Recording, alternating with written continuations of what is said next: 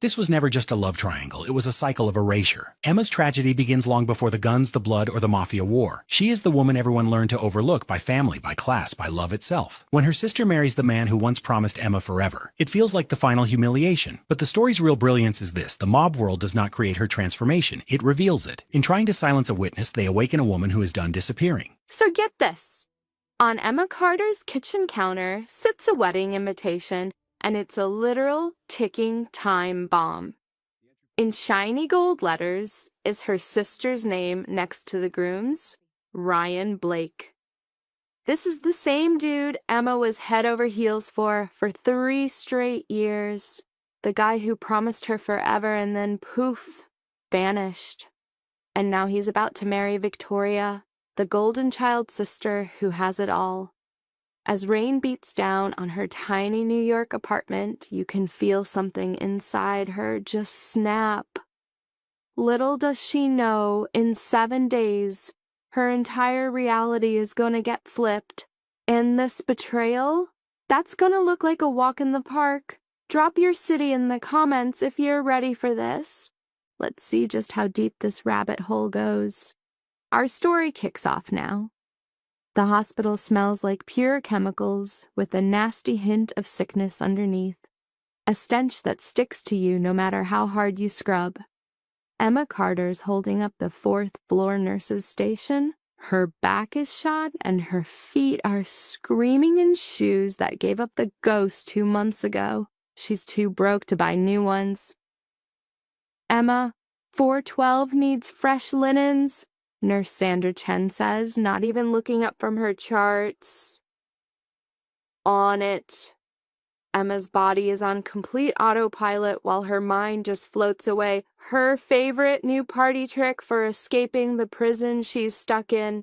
That stupid invitation has been messing with her head for 3 days. 3 whole days, and she can't bring herself to trash it.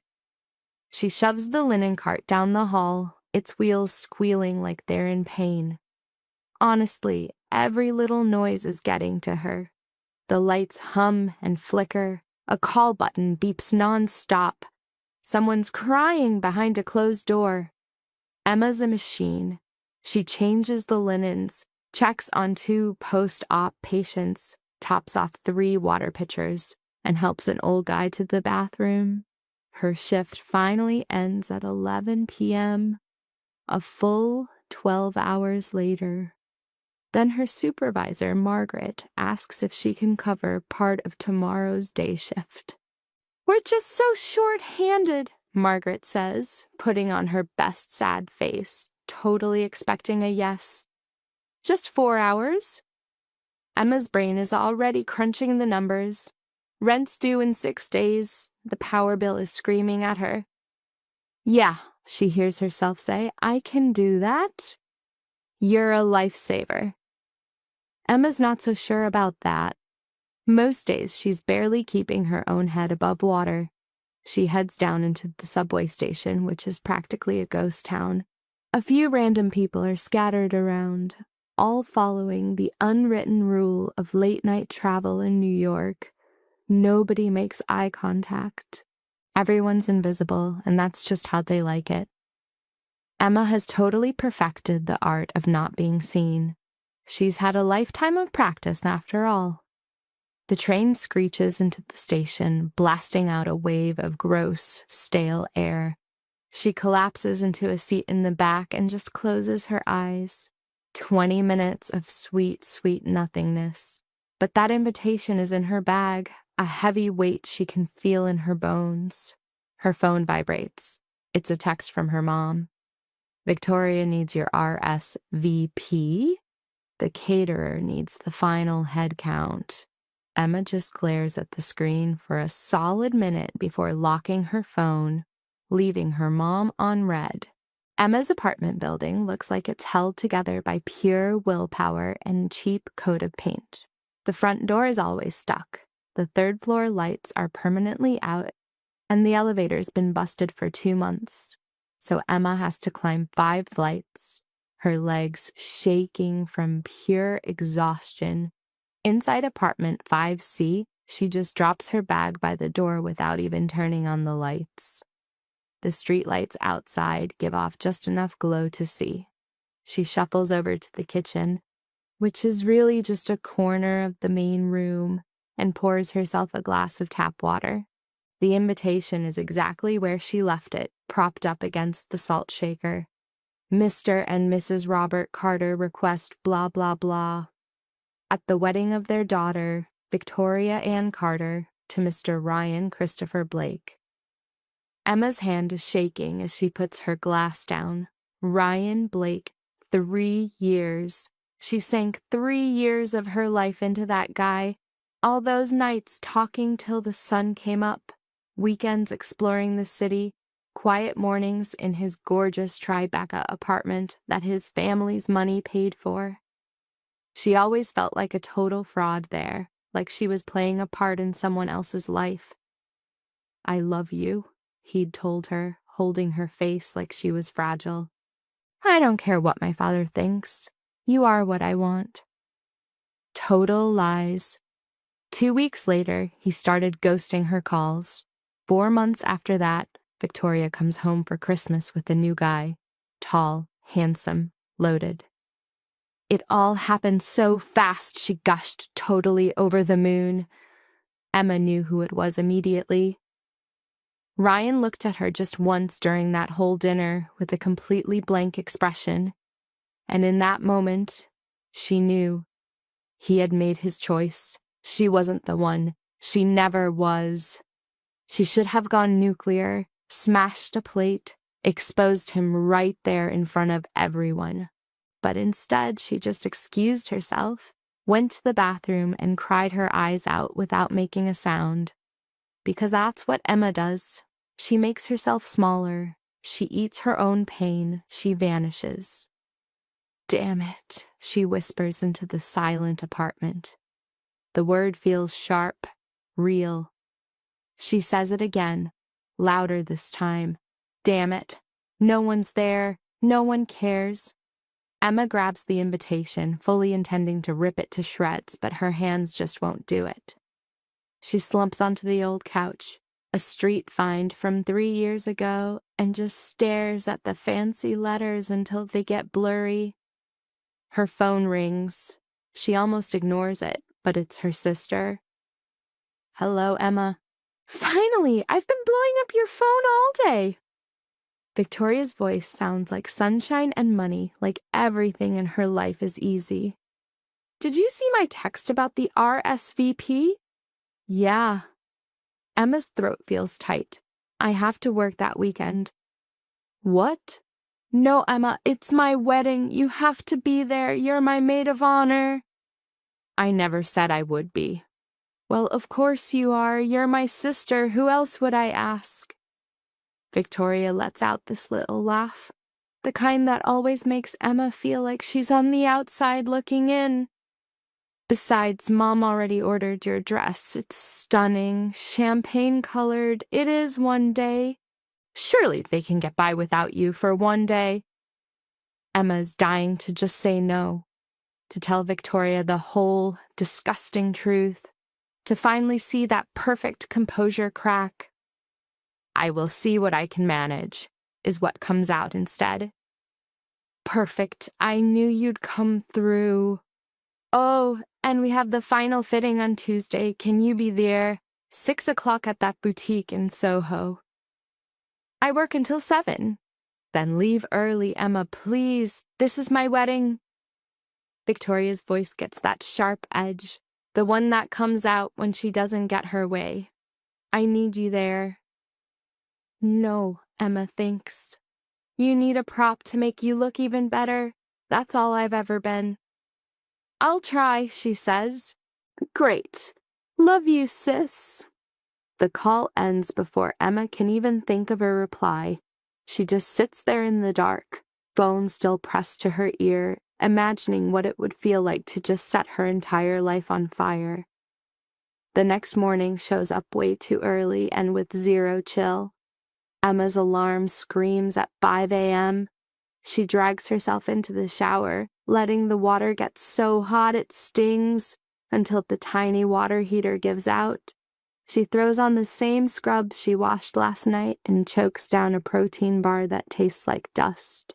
The day shift-led Patricia gives her a kind smile. You look drained. I'm fine. Margaret mentioned you're covering until 3. That is the plan. Patricia hesitates, then lowers her voice. You know it's okay to say no, right? You already work more than anyone else. Emma forces a smile. It's fine, honestly. It was not fine, not even close. But Emma learned a long time ago that saying it's fine is way easier than telling the truth. The morning bleeds into the afternoon, a constant stream of patients comes and goes.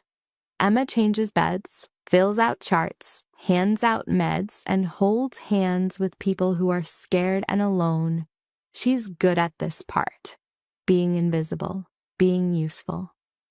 By 2 p.m., she feels like she's wading through cement. Everything is in slow motion. Her thoughts, her body, the clock on the wall that's definitely mocking her. Emma, are you all right? Sandra Chen is giving her a worried look. You were just completely spaced out for 30 seconds. Sorry, yeah, I'm okay. When did you last have a meal? Emma has to think hard. Breakfast, that was 11 hours ago. Go take 15, get some food. The hospital cafeteria is the sad, fluorescent-lit room in the basement, but the coffee is strong and the sandwiches are cheap. Emma grabs both and hides at a table in the corner. She's about halfway through her food when her phone buzzes with a text from an unknown number, a ping from a ghost. It's Chelsea, Victoria's old college pal, with a bachelorette party invite. Emma looks from the phone to her sad, forgotten sandwich. A crack runs right through her. It's an instant no from her. Don't think I can swing it. The reply comes back way too fast, a chipper message that feels like a punch. OMG, no, you have to come. Let me call you. She silences the phone and buries it. The rest of her shift is a blur. At 3 p.m., she clocks out, a total zombie weighed down by a soul-deep exhaustion. The subway platform is a chaotic mess of bodies. Emma skips 2 packed trains before finally cramming herself into the 3rd one. Pinned against the doors, some guy's briefcase jammed in her side, she just counts the stops. When she finally gets above ground, it's into a gray, rainy hellscape. Of course it's raining. Her umbrella was jacked from work 2 weeks ago. She's completely soaked by the time she sees her building, uniform plastered to her skin. Her shoes squish with every miserable step. The 5-floor climb feels like scaling a mountain. Inside, Emma strips off her soaking clothes, shivering as some stranger stares back from the mirror. This ghost is pale, with dark circles under her eyes and hair that's screaming for a cut.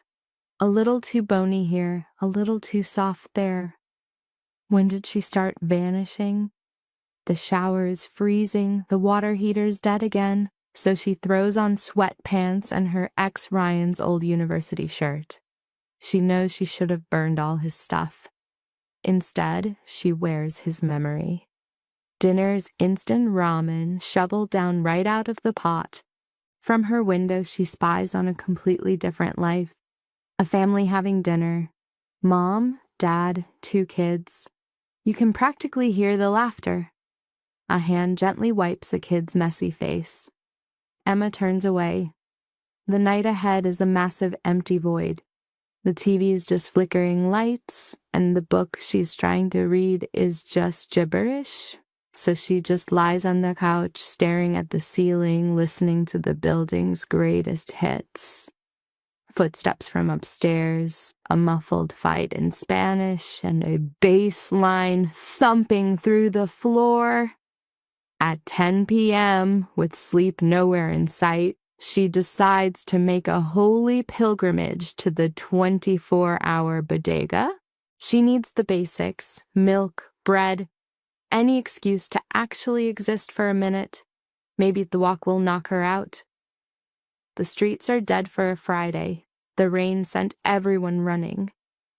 Emma walks fast, hands deep in her pockets, hood pulled up. The bodega is a little island of light and warmth. She grabs her stuff, pays the exhausted-looking clerk, and heads back into the dark. And that's when she sees it, a bus waiting across the street. She never takes the bus. But this thing is lit up like a sanctuary on wheels. Its doors still open, and she finds herself sprinting right for it. The driver, a middle-aged woman with kind eyes, gives a little nod. Barely made it. "Thanks," Emma gasps, swiping her card. The bus is practically empty. An old man is asleep up front, and a young couple is whispering in the middle. Emma heads straight to the back and crashes into a window seat. The bus pulls away with a lurch. She rests her head against the cool glass, watching the city blur by. Her mind is totally blank until the bus suddenly stops where it's not supposed to. Two guys get on, and a cold, sharp dread explodes in Emma's chest because their whole vibe is wrong. Their clothes are way too nice for this bus route. Their posture is stiff, hyper-aware, and their eyes are pure predator, scanning everything. The driver knows it too. This isn't a stop. "Just drive," the first guy says, his voice deceptively calm, but with an edge of pure steel. As the second dude walks down the aisle, Emma spots the gun tucked into his waistband, and all the air leaves her body. "Everybody stay cool," the first guy announces. "We're just looking for someone." The old man is wide awake now, hands up. The couple is clinging to each other. The driver's knuckles are white on the wheel. Emma's heart is trying to hammer its way out of her chest. The second guy stalks down the aisle, his eyes locking onto every passenger. He gets to the young couple and yanks the guy up by his shirt. "Hey, Shut it! Phone!" The kid shakily hands it over. The gunman gives the screen a quick look, grunts, and shoves him back down. Not him. He keeps moving, his slow, menacing walk bringing him right toward Emma. Her brain just shuts down. She's frozen solid. Her hands are shaking so bad she has to grip the seat. He stops right in front of her. His cold, dead eyes hold her for what feels like an eternity. And then he walks right past her. "We're getting off here," the guy up front orders the driver. The bus swerves onto some desolate industrial street Emma's never seen. The doors hiss open. "Let's go!" The second gunman barks at someone in the back. Emma risks a look and sees him hauling some guy in a ridiculously expensive suit to his feet. The suit is arguing in a low, angry voice she can't make out. He gets shoved down the stairs and vanishes into the night. The doors shut. The bus starts moving again.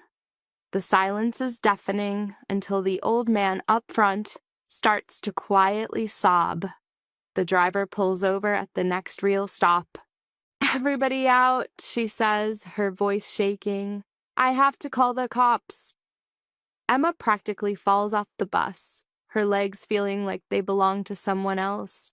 The other passengers just vanish into the darkness, wanting no part of police reports and questions. She knows she should stay. She doesn't. She just walks. She's in a totally random part of the city. The street signs might as well be in another language. Her phone says it's a 40-minute walk home. So, she walks. The rain starts coming down even harder, plastering her hair to her head. She's only 2 blocks from her apartment when she finally recognizes where she is, her whole body shaking from the adrenaline dump. 2 more blocks to safety, a hot shower, and a chance to forget the look in that guy's eyes. She's so focused on just moving that she doesn't notice the car until it slides to a halt right next to her. The window rolls down. You look like you could use a ride. Emma's head snaps up.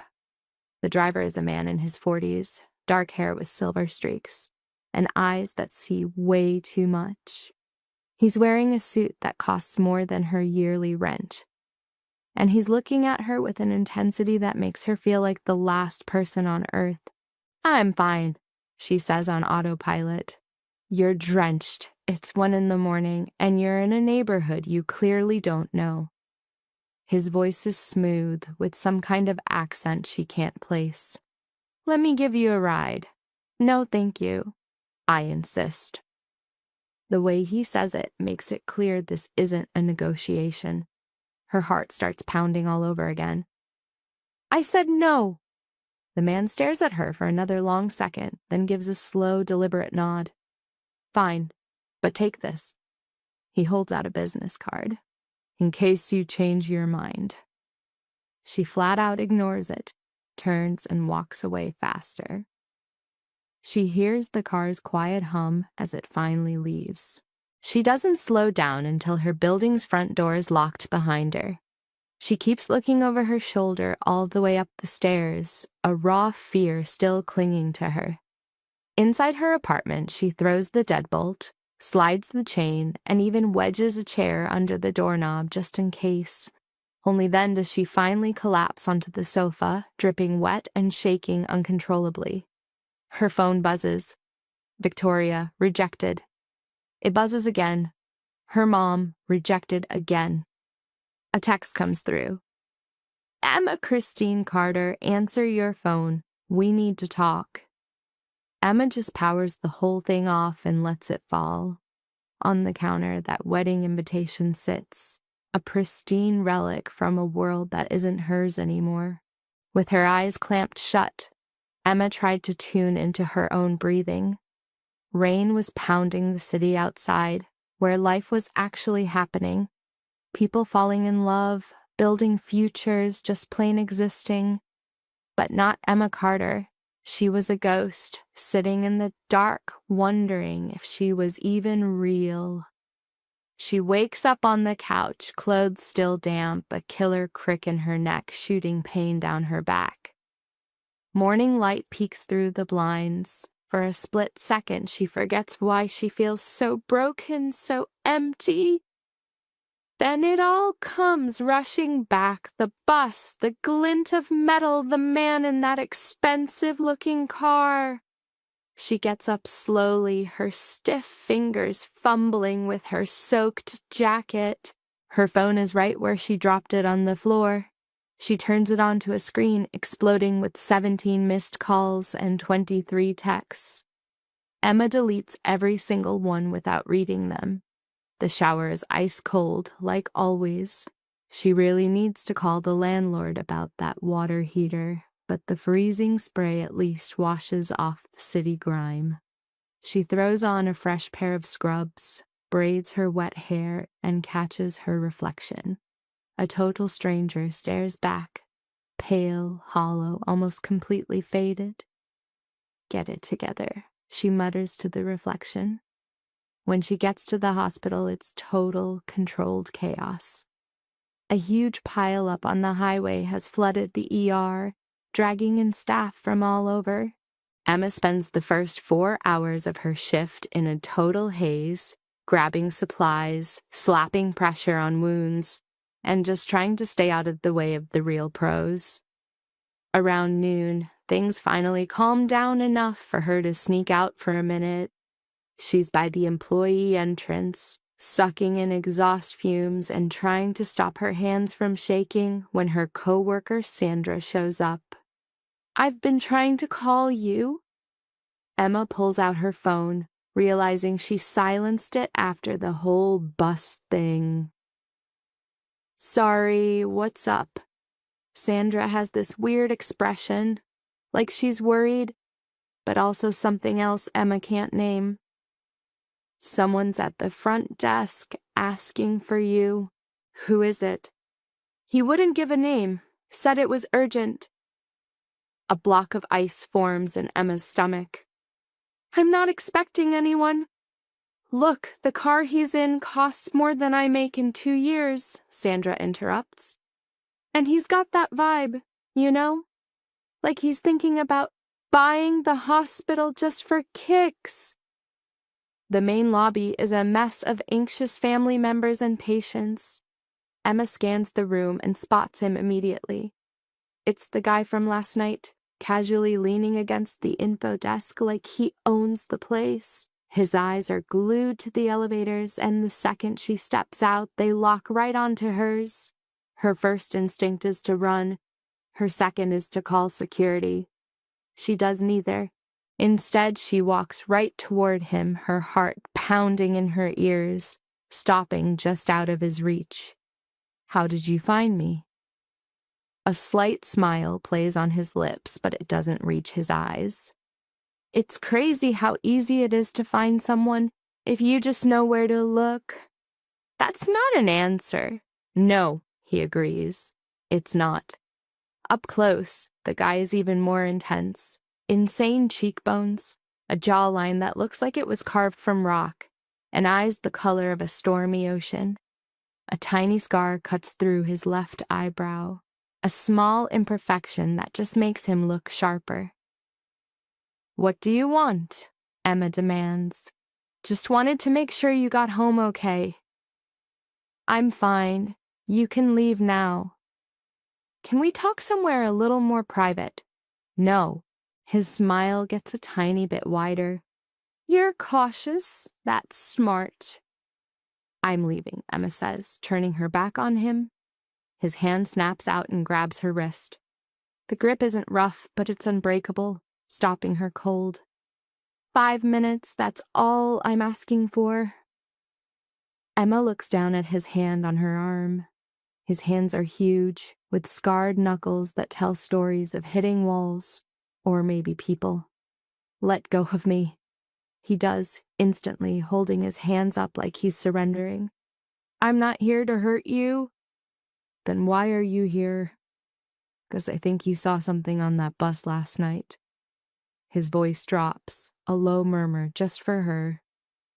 And I think you're smart enough to be scared.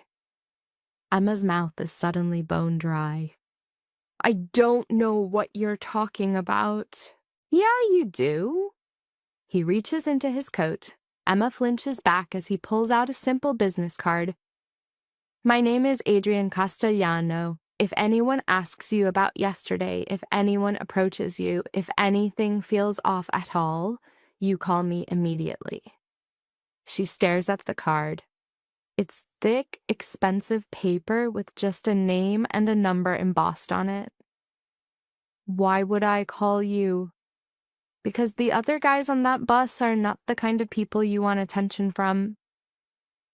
Adrian's face is dead serious now, that smirk totally gone. And you, Emma, have been noticed. I didn't see anything. I don't know anything. I really hope that's true. He pushes the card into her hand, his skin warm against her ice-cold fingers. But if it's not, take this. Please.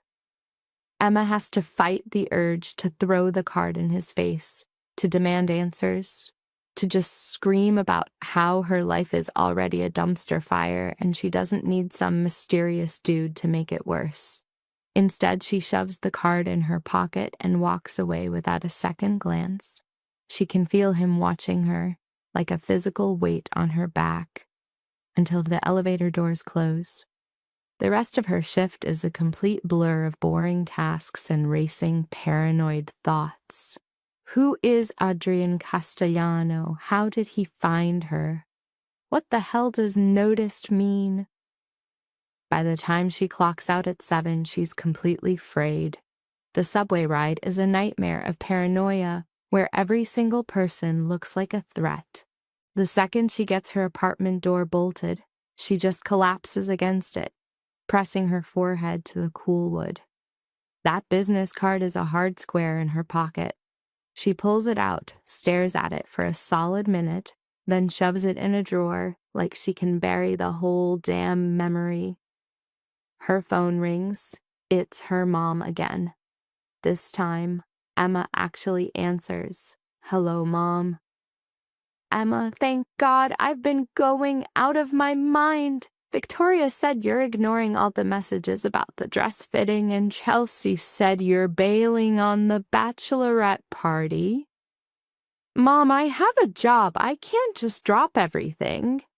"This is your sister's wedding, Emma, your only sister. She's counting on you." Emma almost chokes on a bitter laugh. "Is she, though? Really?" "What is that supposed to mean?" "Nothing. I'm just tired. Can we talk about this later?" "No, we can't.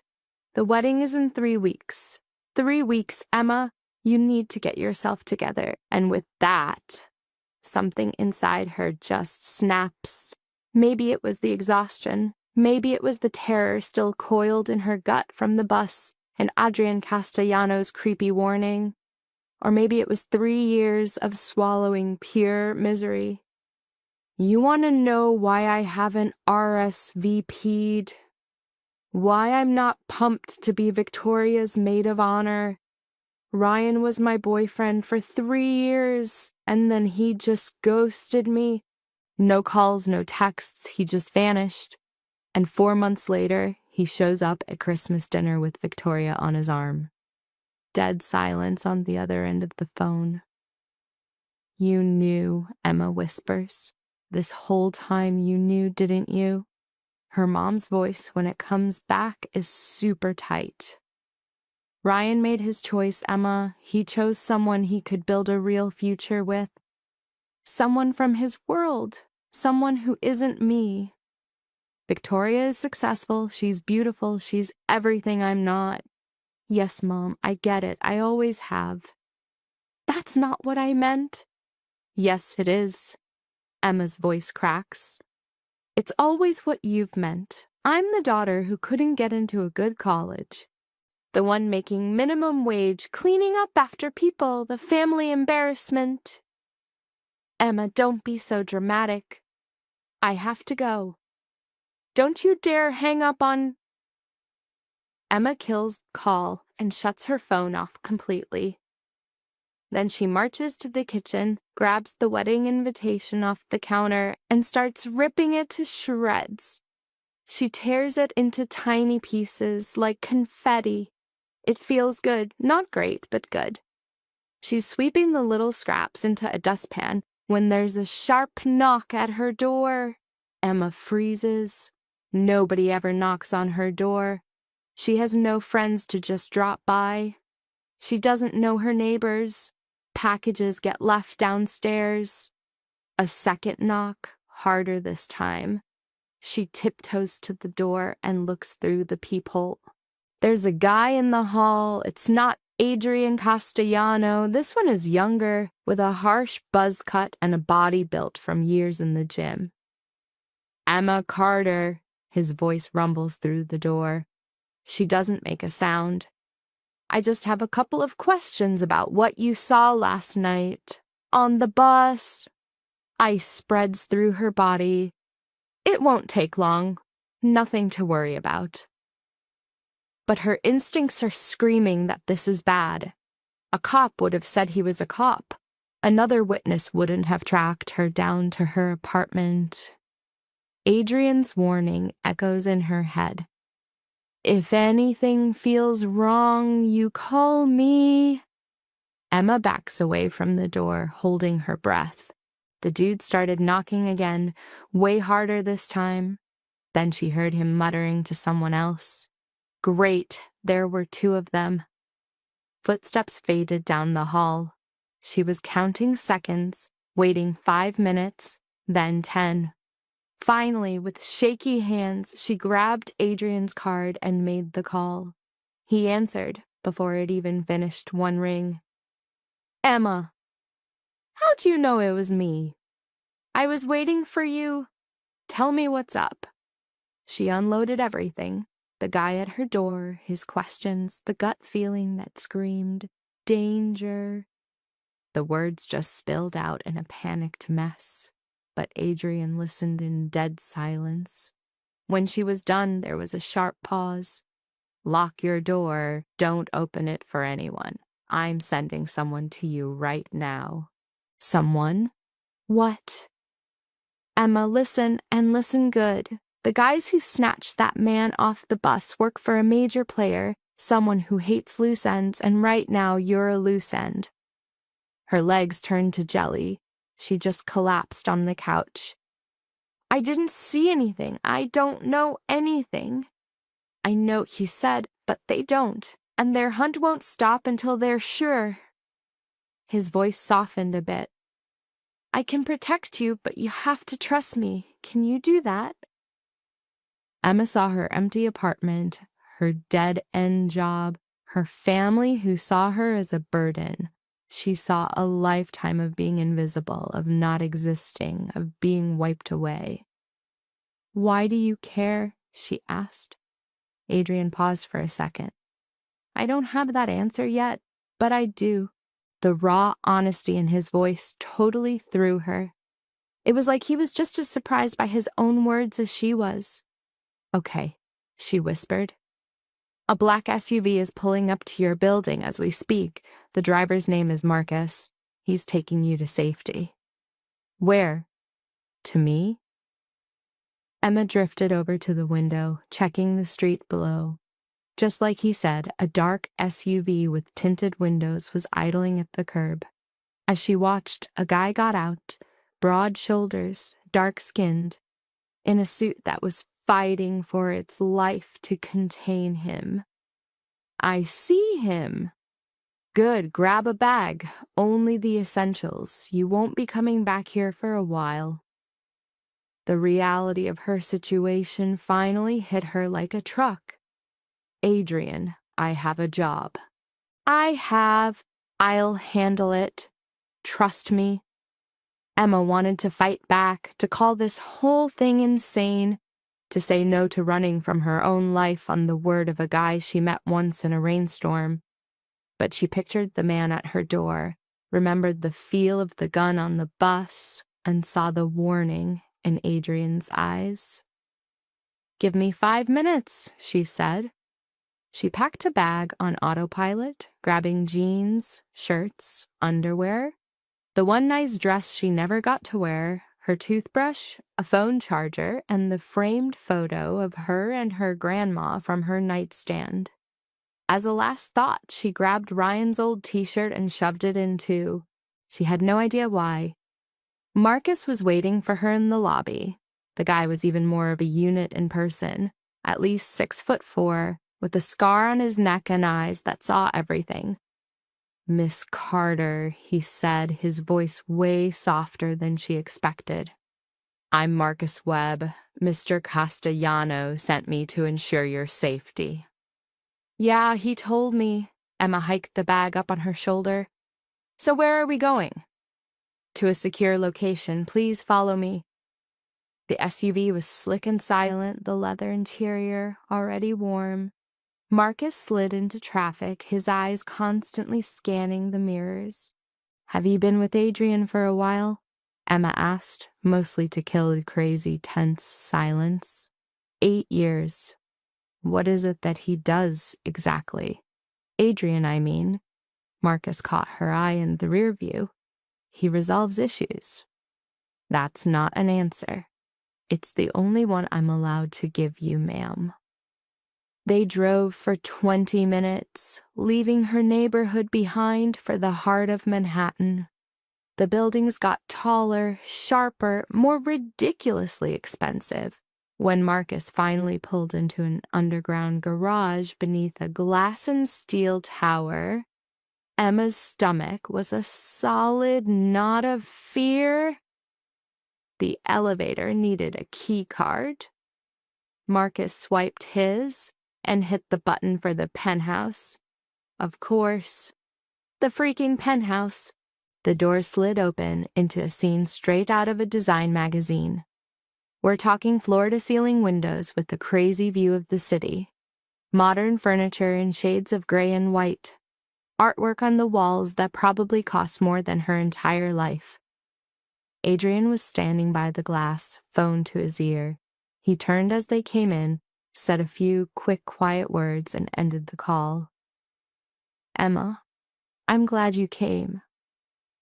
I'm not sure I was given a choice. You always have a choice. He dismissed Marcus with a nod, and as soon as the elevator doors closed, he turned his full attention to Emma. Are you okay? I don't know what I am. She dropped her bag and crossed her arms. Are you going to tell me what the hell is going on? Adrian walked to a bar cart and poured 2 glasses of something amber. He held one out to her. Whiskey, you look like you could use one. Emma took the glass but didn't drink. I need answers. Fair enough. Adrian took a sip of his own drink, thinking, the men from the bus work for the Vyulov family, Russian organized crime. They were picking up an asset who stole from them. The guy in the suit was David Chen. He was running one of their money laundering operations and got greedy. Skimmed $2 million off their top line. Adrian's face was completely unreadable. They found him 3 days ago. Last night was just the pickup. Emma's hand started shaking again. She set the glass down, scared she was going to drop it. And they think I saw them? They're just being careful, making sure there's no one left who can ID them. So they'll just kill everyone who was on the bus. Her voice went up an octave. That's insane. That's the world we're in. Adrian's tone was pure ice now. This isn't a world of police reports and hoping for justice. It's a world where loose ends get cut. Emma collapsed into the nearest chair. I think I'm going to be sick. Breathe. Just breathe. She tried. In through the nose, out through the mouth, that trick they taught her for panic attacks. It didn't help much. Why are you doing this? She asked when she could speak. You don't know me. This isn't your problem. Adrian sat down across from her, leaning in. Because I know the Vyulovs. I know how they work, and I know for a fact that without my help, you'll be dead in 48 hours. Jesus, I'm sorry, I know this is a lot to take in. Emma let out a sharp, almost hysterical laugh. A lot. Yeah, that's one word for it. She buried her face in her hands. This isn't happening. This can't be real. I wish it wasn't. She looked back up at him. Who are you for real? Adrian leaned back, the light carving shadows on his face. I'm someone who operates in the same world as the Vyulovs, someone with the resources to keep you from dying. That's still not an answer. I know. He held her gaze. I run a security consulting firm. Very private, very selective. We handle problems for clients who can't go through the usual channels. So you're a criminal. I work in the moral gray areas that most people pretend don't exist. Emma should have been terrified. She should have screamed for him to let her go. She should have made a run for the elevator. Instead, she heard herself ask, Can you actually protect me? Yes. No hesitation. No fake promises, just a simple fact. Emma grabbed the whiskey and threw it back in one burning gulp. Fine. What's the plan? For now, you stay here. You're safe.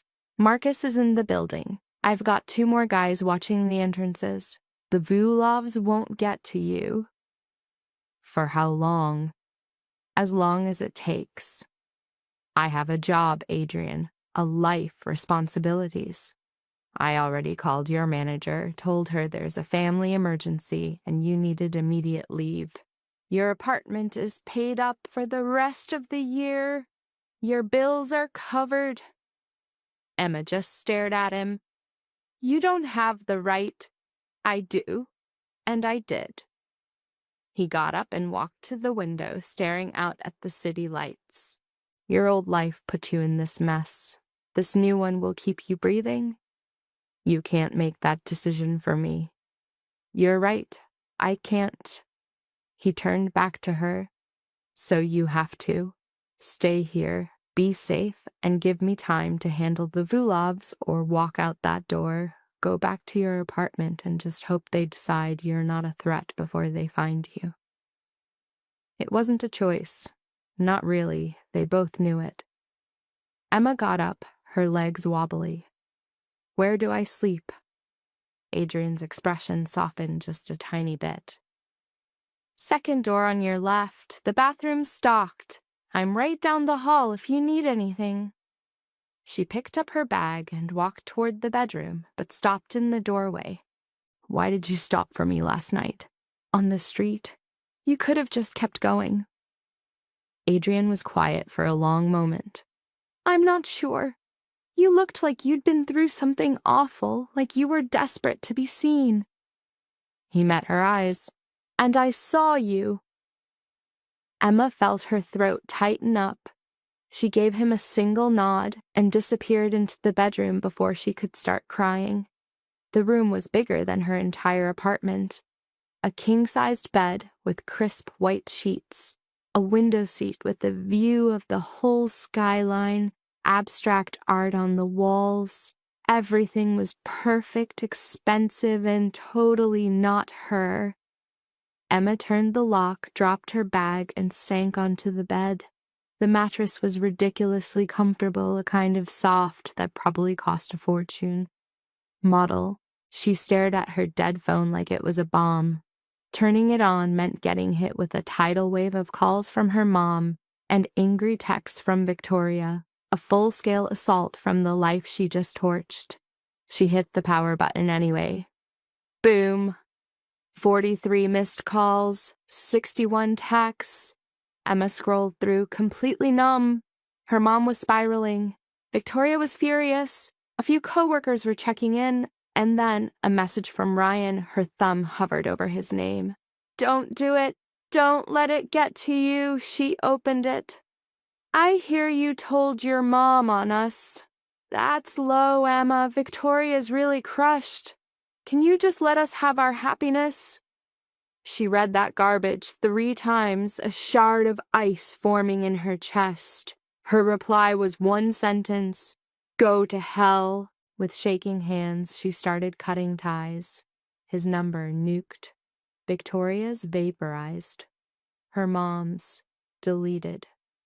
Then the screen went black.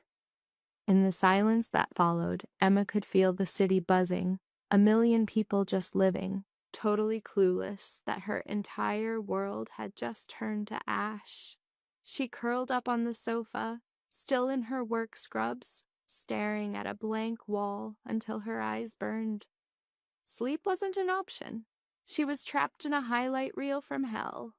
The bus, the flash of a blade, Adrian's warning, the shadow looming at her door.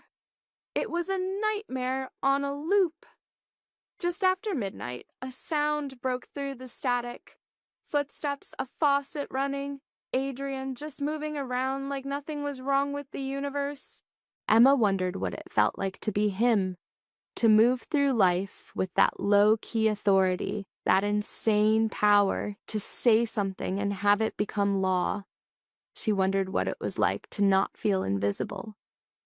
Around 200 a.m., exhaustion finally took her out. She had messed up dreams of missing buses, elevators with no doors, and drowning while crowds just walked by. She woke to a sliver of dawn and a soft knock. Emma, you awake? Adrian's voice was deep and cautious. She sat up, completely lost, her neck on fire from how she'd slept. Yeah, I'm up. I've made coffee and breakfast if you want it. A loud growl from her stomach answered for her. She couldn't even remember her last meal, except for some gross cafeteria sandwich. Give me 5 minutes. She walked into a bathroom made of cold marble. The towels were ridiculously soft. The soap probably cost more than her rent.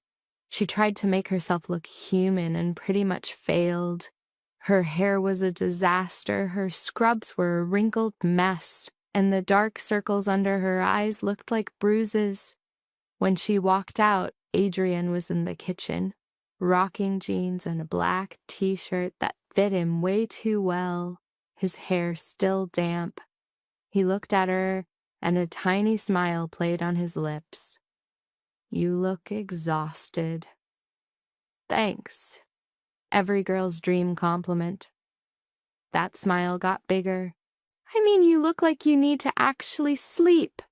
When was the last time you got a real night's rest?" Emma had to stop and think. "I honestly don't know." "Then that's your only job today. Eat, sleep, don't think about a thing." He slid a plate across this counter, eggs, toast, some fruit. "Sit." She was too tired to argue, so she sat, and suddenly she was starving. It was a simple meal, but felt like heaven, way better than anything she'd eaten in months. Adrienne poured her coffee, then leaned against the counter, just watching her.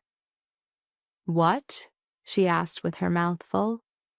"Nothing. It's just nice to see someone actually enjoy their food." "When you live on ramen and protein bars," she confessed, "this is a 5-star meal." Something flashed in his eyes, maybe pity or something that went deeper. "You won't have to live like that anymore." Emma dropped her fork. "I'm not a charity case." "I didn't say you were." "Then stop acting like I am." They locked eyes for a second, the vibe suddenly getting super tense. Then Adrian put his hands up like he was surrendering. "You're right. My mistake." Emma went back to eating, a little less pissed off. They sat there in silence while the city woke up outside. "Can I ask you something?" Emma finally said. "Always. Why do you live alone in a place this massive?" Adrian looked around the apartment like he was seeing it for the first time. "I don't know. Guess I need the room. Space to think." His gaze locked back onto hers. "It gets lonely, though." "Is that what your place felt like?" "Lonely all the time," Emma blurted out before she could stop herself. Adrian's whole face softened, his guard dropping for a second. "Not here. Not with you here." It should have felt like a cheap pickup line, the kind of thing that makes you put your walls up. But instead, it felt like a promise. And for the first time in forever, Emma didn't feel like a ghost. 3 days went by in a weird, quiet fog. Emma slept more than she had in years, waking up in this huge bed each morning to the bizarre reality of her situation. The apartment was her silent fortress during the day. Adrian was gone before dawn and back after dark, and the first thing he always did was check on her. "Did you eat?" he'd ask. "Yes." "Anyone bother you?" "No." "Good." These quick check-ins became their thing. Sometimes he'd hang around, ask about her day, or share some random detail about his. Other times he'd just disappear into his office, a ghost until morning. Emma explored the penthouse like it was a museum she was trapped in. She found a library with shelves that went all the way to the ceiling, a perfect gym that looked like it had never been used, and a terrace she was too scared to go out on because of the insane height. The whole place was gorgeous, expensive, and had absolutely no soul. Like Adrian hired a designer to build a life he never actually bothered to live in. On the 4th morning, she found him in the kitchen with his laptop open, a cold cup of coffee next to him. "You look like crap," she said. He looked up, his eyes totally bloodshot. "Thanks. You sleep at all?" "Not really." Emma poured herself some coffee and sat across from him. "What are you working on?" "You." Her stomach instantly knotted up. "What the hell is that supposed to mean?" Adrian snapped the laptop shut and rubbed his face. "The Volovs. I'm trying to figure out how to make you disappear from their radar. And it's not easy. Everything about you is a headache." Emma held on to her warm mug. Tell me anyway. He stared at her for a long moment like he was trying to decide if she could handle the truth. They're asking questions, hunting down every single passenger from that bus. So far, 2 of them have vanished. 1 turned up in the East River yesterday. The coffee in her stomach turned to acid. Oh, God. I put the word out that you're under my protection. That should buy us some time. Should? The Volovs and I, we have an understanding. We don't mess with each other's business. But this, he gestured around them. This is me getting involved. So now I'm a problem. You're a complication. What's the difference? Adrian gave her a smile that was ice cold. Problems get eliminated. Complications just need a new plan. Emma put her mug down before her shaking hands could give her away. You talk about people dying like it's just business. Because in my world, he said, it is. Your world is nuts. Yes, he agreed, and the way he said it was terrifying. It is. They just sat in the thick silence. Outside, the city was roaring, traffic, sirens, all the normal sounds of normal people. I need to know, Emma finally said. And I want the truth. Okay. Are you using me? Is this whole thing just some big move against the Volovs? Adrian's entire body went stiff. Is that what you think? I don't know what to think. You just show up out of nowhere. You knew exactly where I'd be. You have all this insane power. It's all a little too convenient, right? Giving you leverage. You think you're leverage? He asked, his voice dangerously low. Am I wrong? He shot up from his chair, turning his back to her to stare out the window. When he finally spoke again, his voice was tight with some emotion she couldn't figure out. That night, when I saw you standing in the rain, looking like the world had beat you down one too many times, I had a choice. I could have just driven by, stayed out of it, and let whatever was going to happen happen. But you didn't. No. He turned to face her. Because you reminded me of someone. Someone who got crushed by powerful men who didn't have a conscience. And I thought, just this once, maybe I could do more than just survive. Maybe I could actually help. Who did I remind you of? Adrian's jaw tightened. My sister, before she died. Those words hung in the air between them, thick with ancient pain. I'm sorry, Emma whispered.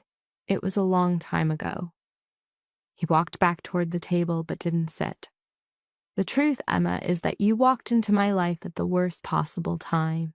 I was already looking into the Volovs for my own reasons, and then you basically fell into my lap, a witness, vulnerable, with nowhere to go. The smart move was to have Marcus set you up somewhere safe and then just forget you existed. So why didn't you bounce? Because I physically couldn't. His eyes locked onto hers, totally raw. The second you looked at me on that street, something inside me flipped, and I have no clue what to do about it. Emma's heart started doing a drum solo against her ribs. This is nuts. I know. You're a stranger, I'm a stranger. I know, he repeated, closing in. But I want to change that. Is that insane? 100%. Just say the word and I'll back off. I'll handle the Volovs, keep you safe, and when it's done, you can ghost me. I won't even follow. Emma pictured her tiny apartment, her soul-sucking job, and her family who only hit her up for cash. She thought about being invisible, fading out every single day. But what if I don't want you to stop? The words just flew out of her mouth. Adrienne went completely still. Well, then we've got a problem. I thought I was just a complication. You're both. He erased the last bit of space between them, his whole vibe electric. This can't happen, Emma. My life is what I am. This isn't some shallow puddle you can just dip your toe in. This is the whole freaking ocean, all or nothing. Maybe I'm tired of nothing. You have no idea what you're saying. Don't you dare tell me what I know. She shot to her feet, matching his stare. My entire life has been about making myself smaller, quieter, saying sorry for existing. And look where it got me. Nowhere, with no one. So maybe crazy is exactly what I need. Adrienne's hand came up, his fingers cupping her jaw, his thumb tracing her cheek. I can't promise you safety, he admitted, and I definitely can't give you a normal life. Safety, she whispered back, wasn't even on her list. Normalcy was the last thing she wanted. Emma's voice dropped to a whisper. I just need to feel like I matter. You already do, then prove it. The kiss wasn't sweet, and it sure wasn't shy. It was a straight-up, desperate collision, like a dam inside him finally gave way. Emma met him with the same fire, her hands grabbing his shirt, yanking him closer. When they finally broke for air, totally breathless, Adrienne rested his forehead against hers. This is an objectively terrible idea. The absolute worst, Emma breathed back. 1 week. She pulled back, locking eyes with him. What? Just give me 1 week to show you what this world is really like. What it actually is. Not cooped up in this apartment, but out there, right by my side. If at the end of the week you still want to walk, I'll let you. I'll make sure you're safe, set you up somewhere new, and you'll never have to see me again. And if I decide not to leave, his smile was slow and seriously dangerous. Then he said, we find out just how far this rabbit hole goes.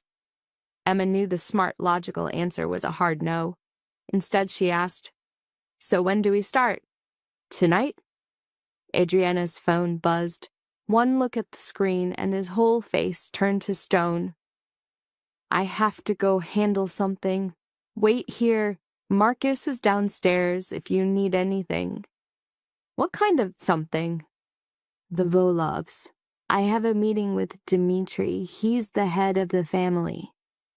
I'm going to make him understand that you are completely off limits. A shot of pure fear went through Emma's chest. Is it dangerous? Everything I do is dangerous. He gave her a fast kiss on the forehead. I'll be back before dinner, and then we're going out. Where? You'll see. He was gone before she could ask anything else, leaving Emma alone with her brain spinning and the phantom feeling of his kiss. She tried to get lost in a book from his library, but couldn't focus for a second. She tried watching TV, but everything felt pointless and fake. In the end, she just paced the apartment, checking her phone like a maniac, even though there was no one she could even call. Around 3 p.m., Marcus showed up with grocery bags. Mr. Castellano sent these, he said, setting them on the kitchen counter. He figured you might be in the mood to cook. Emma just stared at the stuff. Fresh vegetables, amazing cuts of meat, real butter. He thinks of everything, doesn't he? It's his thing. Marcus paused by the door. Can I be real for a sec, Miss Carter? Emma? I've worked for Mr. Castellano for 8 years. I've seen him with a lot of people. He has never looked at anyone the way he looks at you. Is that supposed to be a warning? It's just a fact. Marcus's expression was impossible to read. He's a good man in a very bad business. Try to remember that when stuff gets messy. After he left, Emma started unpacking, wondering what to make.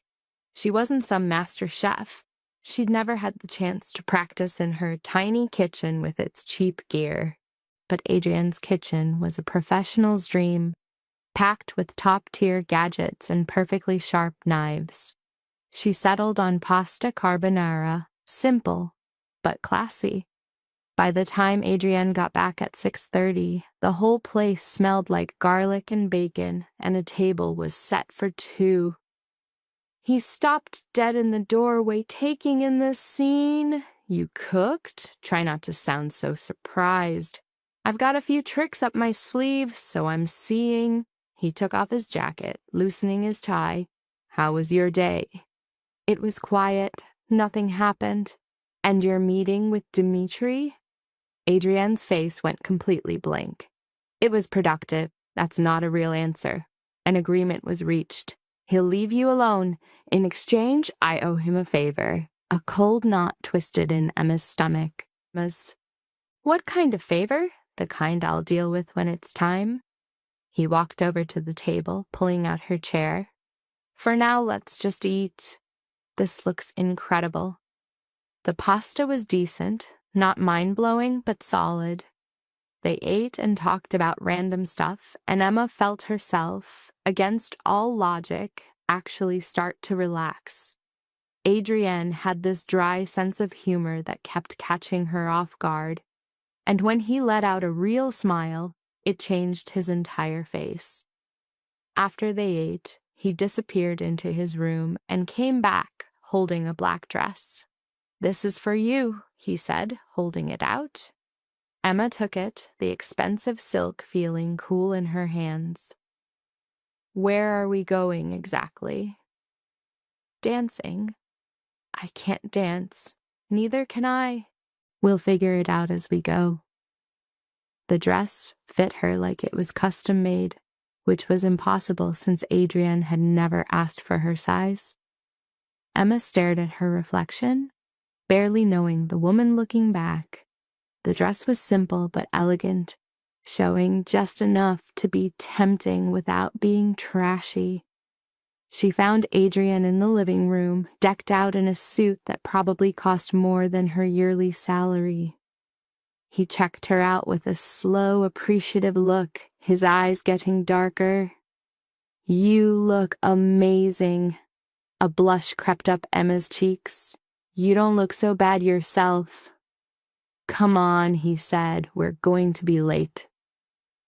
The club was in a part of Manhattan Emma had never even seen, the kind of place where you had to know someone just to find the door. Inside was all dim lights, smooth jazz, and people who looked like they'd just stepped off a magazine cover. Adrienne steered her through the crowd, his hand resting on the small of her back. She saw how people stared at them, or really stared at him, with this mix of respect and terror, like they knew exactly who he was and what he was capable of. He led them to a hidden booth in the back. A waitress appeared instantly with champagne Emma never saw him order. "On the house, Mr. Castellano." "Thanks, Diane." When they were alone again, Emma raised an eyebrow. "Come here often. I own the place." "Of course you do." He smirked, pouring them both a glass. "To new beginnings." Emma clinked her glass against his. "And to terrible ideas." The champagne was unreal, way better than anything she'd ever had. Tiny bubbles fizzed on her tongue. On the dance floor, couples were swaying to the band's slow, sexy rhythm. "Tell me about your sister," Emma said after a bit. Adrienne's smile completely vanished. "That's a heavy topic for a first date. Is that what this is?" "A date? I don't know what else you'd call it." "Then tell me," she pushed. "I need to know." He was quiet for a long time, just staring into his glass. "Her name was Sophia. She was 4 years younger than me, super bright, loved life, wanted to be a teacher." His jaw tightened. "We grew up in Queens. Our dad was a nobody, a construction worker when he could get it. Our mom cleaned houses. We didn't have much, but mostly we were happy." "What happened?" "I started hanging with the wrong people. I was running small-time jobs for a local crew, making bank, more in a week than my dad made in a month. I thought I was being smart, helping the family. He let out a harsh laugh. I was 17 years old and a total moron. Emma just waited, knowing there was more to the story. Sophia found out what I was into and she begged me to quit. We fought. She threatened to tell our parents. Adrian's knuckles went white around his glass. The guys I worked for heard about it and saw her as a liability. They snatched her off the street one afternoon on her way home from school. 3 days later, they found her body in a dumpster in the Bronx. Adrian, I finished every last one of them, he muttered. Every single person involved. It took me 2 years, but I made sure they all paid. And when it was all done, I realized I was good at it. Good at finding problems and making them vanish. At being the guy that other guys are scared of. Emma reached over, her hand covering his. I am so sorry, don't be. I picked this road. I built this empire with my own hands. He met her gaze, but sometimes I wonder what would have happened if I'd just walked away. If I'd been normal. You would have been miserable. He let out a surprised laugh. What makes you say that? Because people like us, we don't fit in that normal world. We're too broken, got too many sharp edges. A normal life would feel like slowly suffocating. Emma squeezed his hand. At least in this life, you're free. Adrian stared at her like he was really seeing her for the very first time. How can you possibly get what I am because I don't? It freaks me out. She downed the rest of her glass. But my entire life has been me being freaked out and following the rules, and look where that got me. So maybe it's time to try freaked out and totally reckless. You are not at all what I expected. Good. Expectations are a total trap. The vibe of the music changed, getting slower, more intimate. Adrian got up and offered his hand. Dance with me. I already said I'm not a dancer, and I already said we'll figure it out as we go. On the floor, he pulled her in close, one hand on her waist, the other holding hers. Emma had always been a mess when dancing, way too in her own head, too aware of her body. But with Adrian, none of that even registered. He led with this calm confidence, and she just found herself going with it, their bodies moving like they'd done this 100 times already. This is nice, she mumbled against his shoulder. It is. But tomorrow I need the truth, the entire truth, about your job, about what getting involved with you would actually mean. Adrian pulled back just enough to look her in the eye. Are you positive? No, but I'm asking you anyway. Fine, he gave in. Tomorrow you'll get the truth. He kissed her on the temple. But for right now, this is all we have. They stayed out there until Emma's feet were killing her and the champagne had made her brain fuzzy. Adrian took her home, to the penthouse she was dangerously starting to see as her own place, and walked her right to her bedroom door. My thanks, Emma breathed, for tonight, for giving me this shot. Her kiss was slow and deep, and it left both of them catching their breath. When she pulled away, Adrian's eyes had gone dark with some serious want. Just 1 week, she whispered as a reminder. 1 week, he agreed, his voice a deep rumble. Emma ducked into her room, slamming the door on a heart that was pounding against her ribs. She could feel him standing in the hall for a second before his footsteps finally faded. Changed for bed, she just lay there staring up, her life now split into 2 clean parts. Everything before Adrian and everything that came after. Tomorrow, the truth would be on the table. Tomorrow, she'd have to decide if she could actually handle his world. But for this one night, she'd let herself feel wanted, seen, like she was someone who mattered. And for the first time in what felt like forever, Emma went to sleep with a smile. She woke up with the sun filling her room and the smell of coffee in the air. For just a second, she soaked in the comfort, the quiet, the calm. Then the reality of the day came crashing down. Today was the day Adrian would reveal the whole truth about his life and what it would take for her to be a part of it. Dressed in jeans and a new shirt he had somehow provided, Emma found him in the kitchen, lost in his tablet. "Morning," he said, his eyes still glued to the screen. "Morning." She got some coffee and sat down across from him. "So, the truth?" Adrian set his tablet down, giving her his complete attention. "What is it you have to know?" "Everything. Start with what you actually do. The no-filter version." He took a slow breath. "I run a network that solves problems for extremely rich and powerful clients. Sometimes that means providing security. Other times it's digging up information. And sometimes it's making certain people disappear." "Disappear?" Emma repeated. "You mean you get rid of them?" "On occasion, not every time. But yeah, that's part of the job." A cold lump formed in Emma's gut, but she kept her voice steady. "How many people have you personally gotten rid of? Are you positive you want that number?" "Yes." 23 with my own hands. The number's bigger if you count the ones I ordered." 23. The number bounced around her head as she tried to connect it to the guy who made her breakfast, the guy who danced with her. "Do you feel bad?" "For some of them." The rest of them got what they had coming. His eyes were locked on hers. "I get how that probably sounds.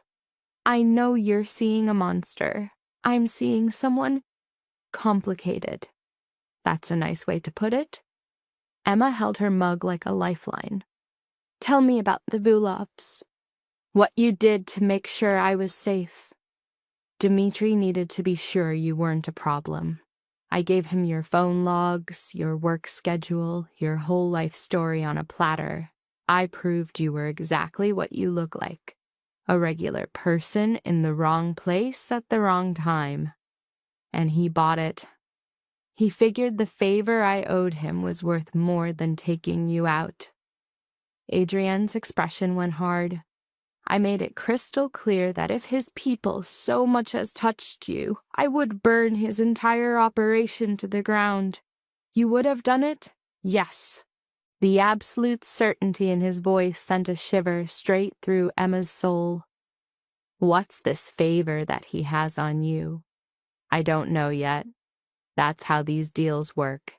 He'll call it in when he needs something and I'll have to do it. That doesn't scare you?"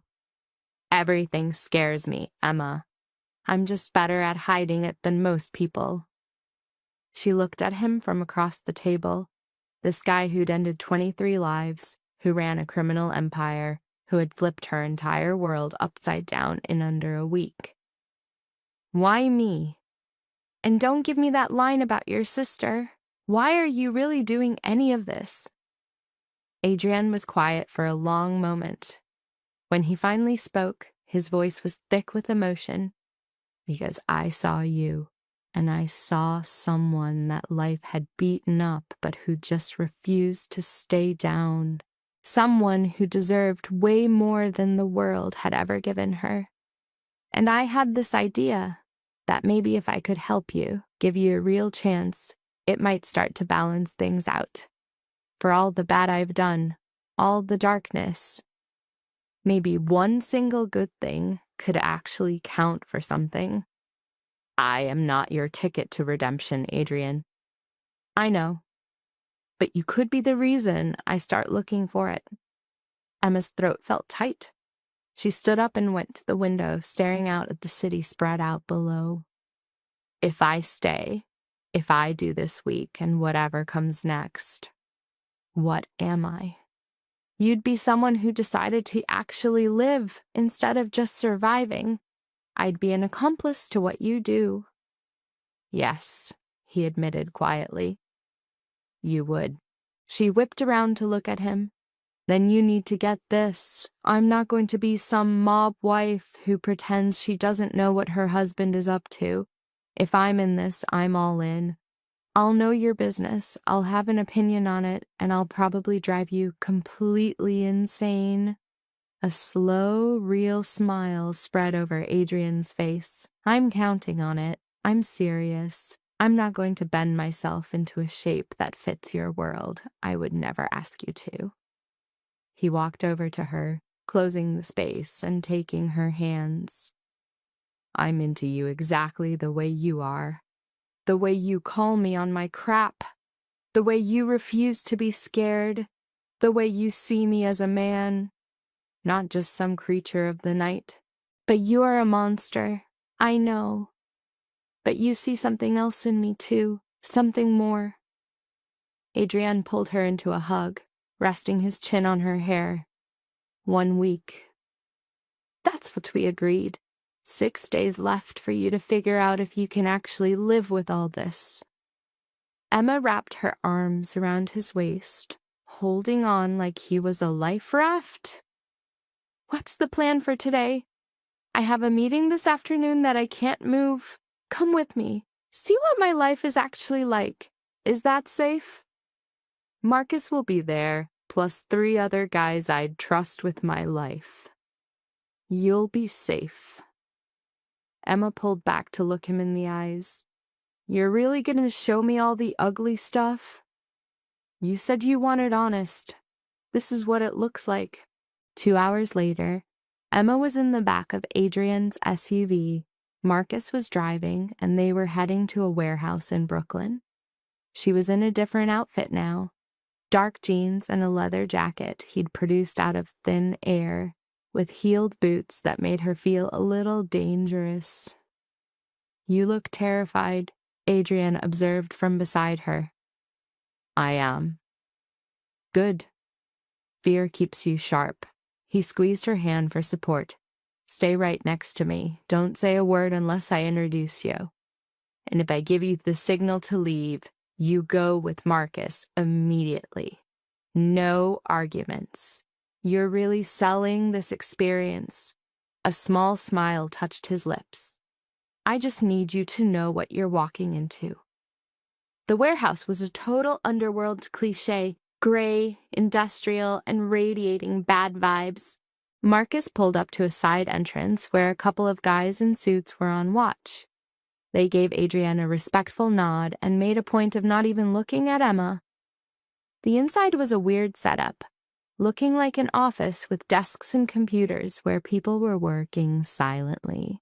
Still, you could feel this layer of controlled violence hanging in the air. Adrian led her through the space with a hand on her lower back, and Emma could feel every single person's eyes on her. She kept her back straight and her expression blank, a mask she had gotten really good at wearing in the hospital during life and death situations. Their walk ended in a conference room where 3 men were already waiting. All 3 men stood up when Adrian entered. After some quick hellos, their eyes all shifted to Emma. This is Emma, Adrian said. No frills. She's with me. That seemed to be all the explanation they needed. They nodded and sat back down. The meeting was all about logistics, shipping details, payment methods, and a problem with a buyer down in Miami. Emma listened closely, trying to translate their coded language. It slowly hit her that they weren't talking about car parts. They were talking about guns, a very large shipment of them. Adrian ran the meeting with a cold efficiency, making quick calls and giving out orders. It was a different side of him, more detached, tougher, and way more calculating. The guy who made her breakfast this morning was a ghost. Once the meeting wrapped and they were alone, Adrian zeroed in on her. You good? You sell weapons, among other things. To who? To people who need them for reasons I don't ask about. Emma's head was spinning. This is a lot. I know. He guided her out of the warehouse to the SUV. We can call it. Go back to the apartment. Forget this week ever happened. But Emma just shook her head no. She'd asked for this, to see his world. No. Show me everything. Adrian stared her down for a hot second, then gave a sharp nod. All right, then. Next stop. They hit 3 more spots that afternoon. A nightclub that was just a front for washing dirty money. Next up was a restaurant where Adrian met a judge who was obviously on his payroll, then a parking garage where some kind of drop went down that Emma actively tried not to see. By the time they got back to the penthouse, it was dark, and Emma's head was pounding. I need a drink, a strong one, she announced. Adrian poured them both a whiskey. They sat there in the quiet, watching the city lights flicker. So, he finally said, breaking the silence. What's the verdict? Emma downed her drink in one go. You weren't kidding. Your life is complicated. That's one way to put it. I'm not gonna lie, I'm not okay with what I saw today. The guns, the illegal cash, the fact that people are straight up terrified of you. She finally turned to face him. But I also watched you run it all with more brains and skill than any legit CEO I've ever met. You're not just some goon. You're a damn strategist, a genius. Is that supposed to make it okay? It doesn't make it okay. It makes it real. Emma stood up and walked to the window. I spent all day watching you rule your kingdom, and you know what I kept thinking? What? That I wanted in on it. A crazy, wild laugh burst out of her. I'm totally losing it. I know it. But watching you own that room, seeing the mix of respect and fear you command, I felt drawn to it. I wanted to have that kind of power. Adrian stepped up behind her, placing his hands on her shoulders. You have that kind of power over me. I get that, she whispered, turning around in his arms. But I need to matter to myself. Her voice was barely there. My whole life, I've been a nobody. But with you, today I felt like somebody, powerful just by being near you. Is that messed up? No, he said, it's human. With a raw, desperate hunger, Emma's lips crashed into his, and Adrian matched her fire. They broke apart, gasping for air, before she spoke again, her voice low. Give me the rest of the week. Every single second. Show me everything. She locked eyes with him.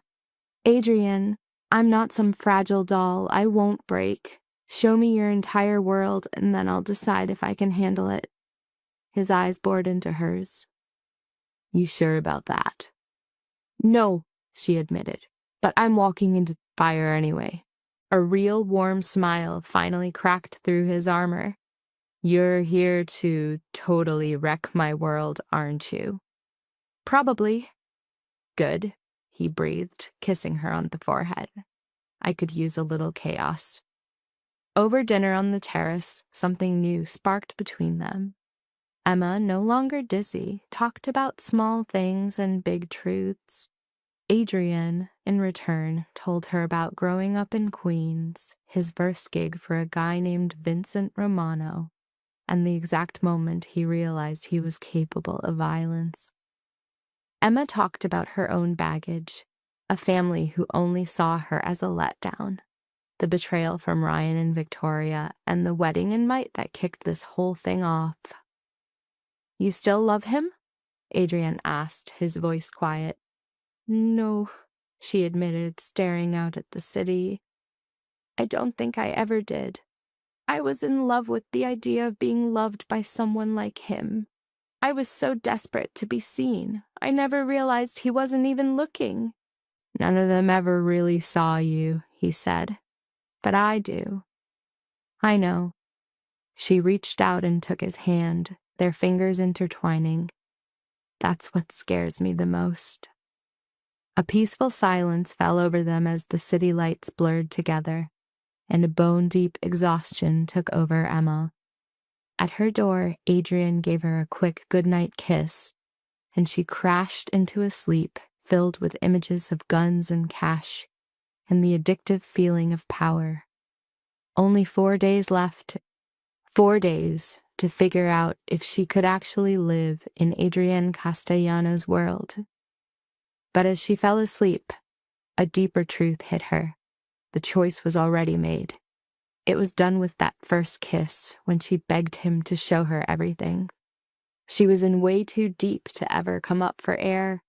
And the scariest part? She didn't want to.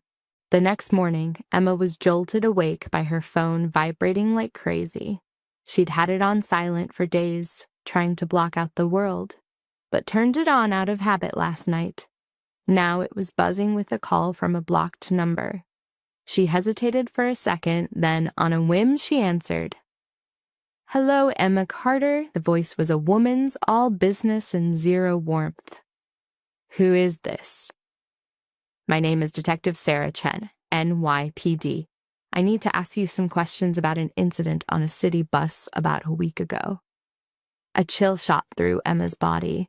She sat straight up in bed, instantly awake. "I already gave a statement." "No, Miss Carter." The voice cut her off. "You did not. You left the scene before our officers arrived. You're currently on record as a material witness who refused to cooperate with an ongoing investigation." "I didn't refuse, Emma trailed off. What could she even say? That some mysterious dude warned her off, and now she was living in his penthouse while he negotiated with criminals for her?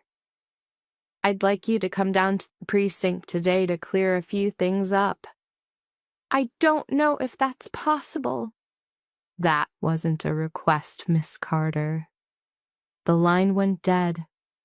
Emma just sat there, the phone feeling like a brick in her hand as a sense of dread twisted in her gut. She threw on some clothes and found Adrian in his office, finishing a call. He held up a finger, wrapping it up in a burst of angry Italian before focusing on her. "What's wrong?" As she explained the detective's call, Adrian's expression turned to stone with every word. "Did you tell her you were going?" "No, I had no idea what to say."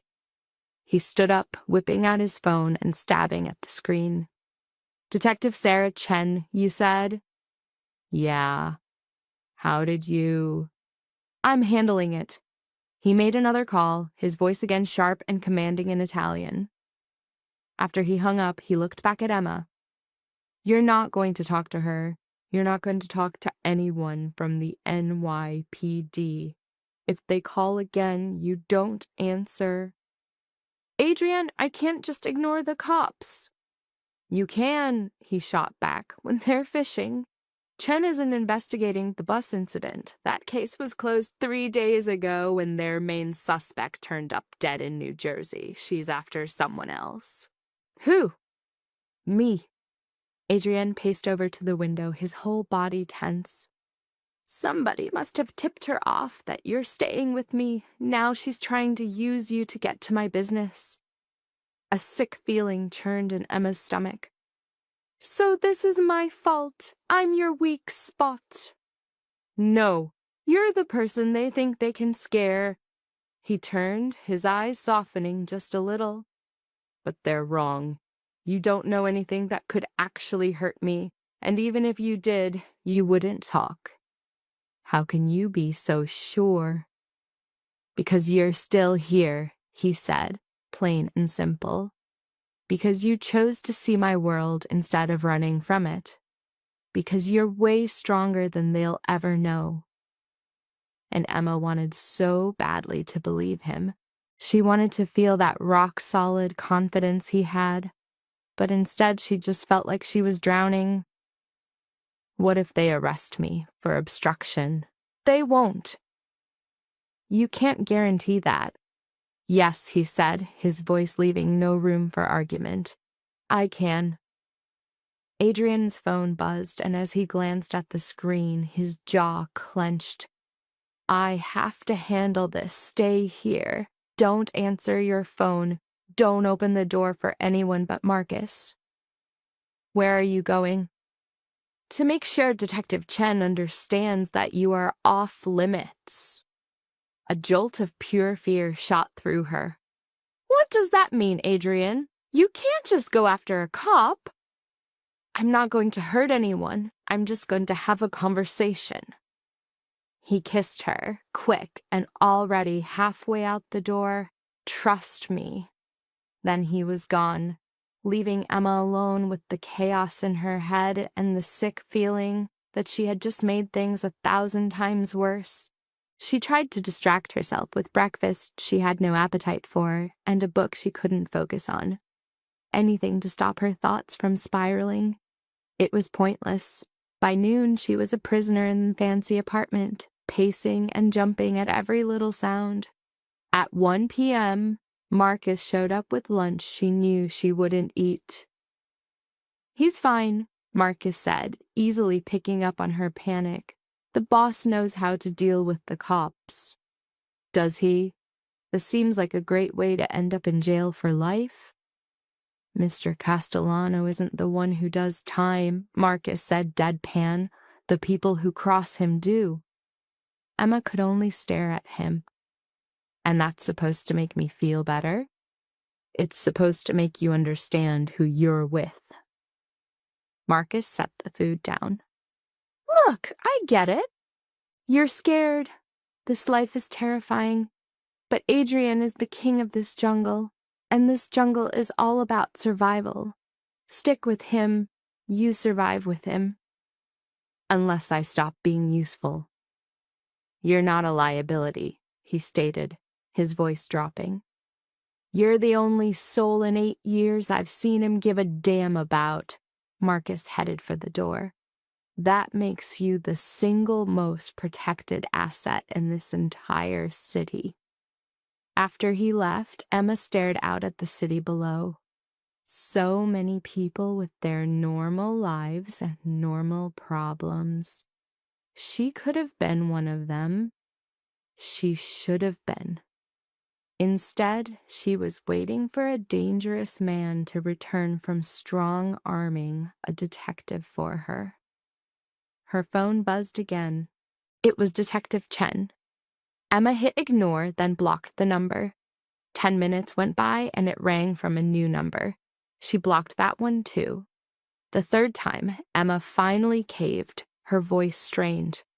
Leave me alone.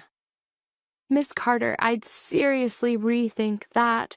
Obstructing a federal investigation is a huge deal. I know, Jack. I was on a bus. Guys came on, took another guy, and I bounced. That's all I know. And your connection to Adrian Castellano? Emma's knuckles went white around the phone. I have no connection to Adriana Castellano. Is that right?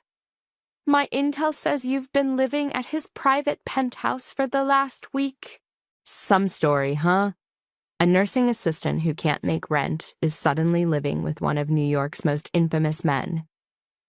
I don't know what you're talking about. Oh, I think you do, Chen shot back. And when you're ready to get real, you'll find I can be a very powerful friend. Witness protection, a new identity, a total reset, a bar from all this. The detective's voice dropped to a conspiratorial whisper. Think it over, Emma. Is he really worth taking the fall for? The line went dead. Emma stood there, frozen, Chen's pitch echoing in her head. A clean slate, a new life, an out. The offer was a gut punch, yet when she imagined it, leaving, going back to her old life, all she felt was a massive, empty void. Adrian saw the truth in her. She didn't want the safety of a normal life anymore. She wanted to matter. She wanted that raw, electric feeling of being alive, even if it led to her own ruin. He got back 2 hours later, looking drained but with a grim look of victory in his eyes. Emma was on him the second he walked in. What did you do? We had a chat, Adrienne said. He sighed, loosening his tie. I simply reminded Detective Chen about that internal affairs review of her work from the past 6 months. Allegations of evidence tampering. I just suggested how bad it would be if that investigation suddenly found new solid proof. Emma's jaw dropped. You threatened a cop. I advised her to focus on cases with actual evidence instead of chasing hunches that would torch her career. That's blackmail. That's leverage. Adrian poured a drink and downed it in one shot. She won't be a problem for you again. You can't know that for sure, Emma whispered. He turned to face her, his gaze solid. For 15 years, this has been my world. I handle cops, I handle criminals, I handle the gray area between them. Chen will back down because she's smart enough to know when she's been completely outplayed. Emma wanted to scream at him, to yell that this was crazy, that it was all going to blow up. But all she said was, "She called me again while you were out. She offered a new start, a different life, if I would flip on you." A dangerous stillness took over Adrian's face. And your answer? I told her she had the wrong girl and hung up. And you meant it. You're not having second thoughts. Emma moved in closer, framing his face with her hands. I'm having all the thoughts. This is insane, twisted, and will probably end in a spectacular crash, but I'm not running. I gave you my word for 1 week.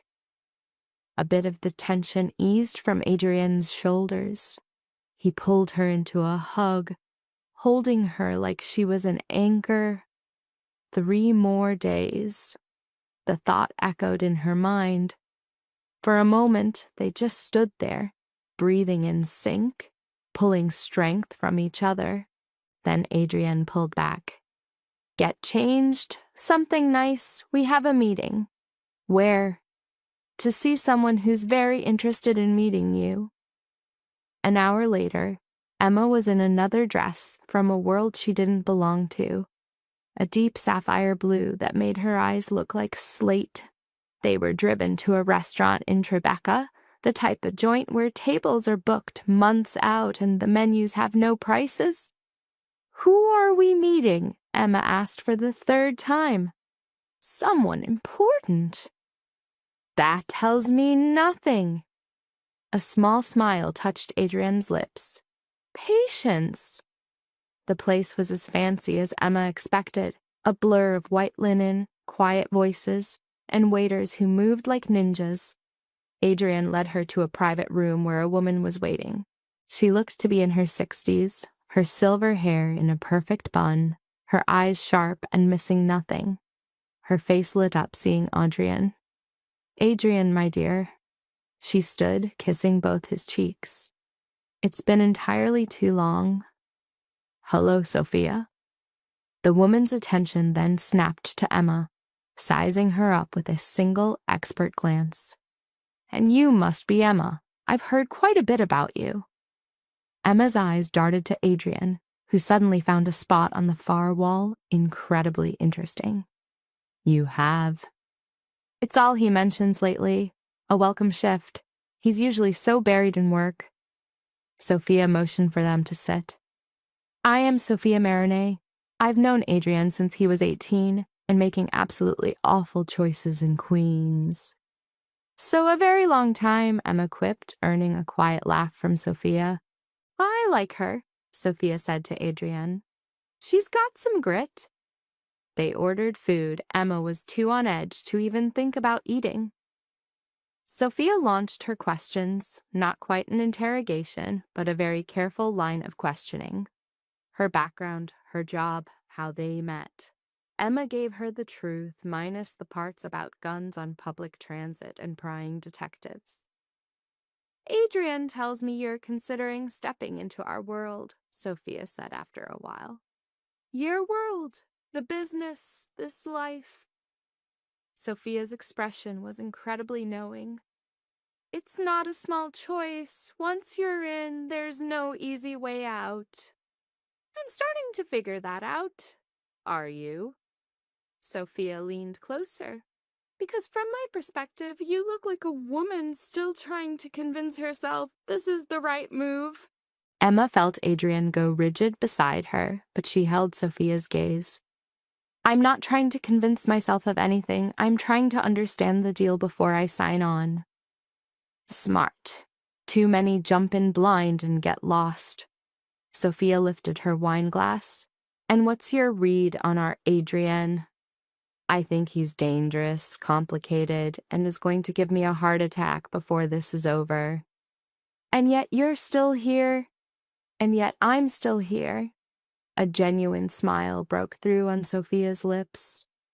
A good answer. Honesty is a rare thing in this business. The dinner shifted to lighter conversation, with Sophia telling stories from Adrian's early days. He looked increasingly pained as Emma was treated to tales of his old mistakes and close calls. There was this one time, Sophia started, a playful glint in her eye, when Adrian had decided to take on the Vratva alone, walked straight into their HQ, and demanded they stop moving product through his turf.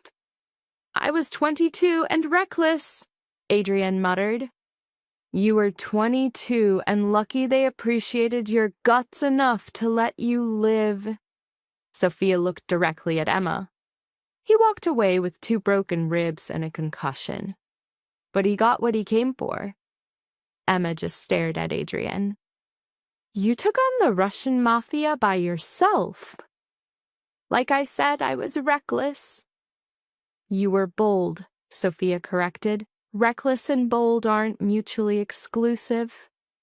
As dinner wrapped up, Sophia said her goodbyes, telling Emma to call her if she ever needed help. A woman's advice, a confidant, a way out. For whatever you need, I am here. In the car, Emma turned to Adrian. Who is she really? Sophia Morenet runs the most powerful information network on the East Coast. If there's a secret worth knowing, she's the one who knows it. And she's your ally. She is the closest thing I have to a family. A rare softness appeared on Adrian's face. When my life fell apart, Sophia was the one who found me, gave me a purpose, and taught me how to walk this path without losing what was left of my soul. She's incredible. She's a powerhouse. Adrian took her hand. But she likes you. That means something. Why does her opinion matter so much? Because Sophia's stamp of approval carries serious weight in our world. It means our enemies will think twice before they make a move on you. It means your safety is backed by more than just me. The penny dropped for Emma. You're positioning me, making sure I'm covered if you're not around. That is the idea. Adrian. 3 more days, Emma. 3 more days to make your choice. But no matter what you pick, your safety is my responsibility. He squeezed her hand hard. That part is not negotiable. They drove back to the penthouse in a heavy silence, each lost in their own thoughts. At her door, Adrian did his usual routine, a soft kiss goodnight. But tonight, Emma caught his hand before he could leave. Stay. Model. Adrian went completely still. Emma. But she was like, look, I'm not asking for anything but your time. I seriously just don't want to be on my own tonight. He stared into her soul for a hot minute, then gave her a slow nod. Fine. So they just crashed on the bed, fully clothed, her head right on his chest, while his arm locked her in tight. The solid beat of his heart was the only thing keeping her head from exploding.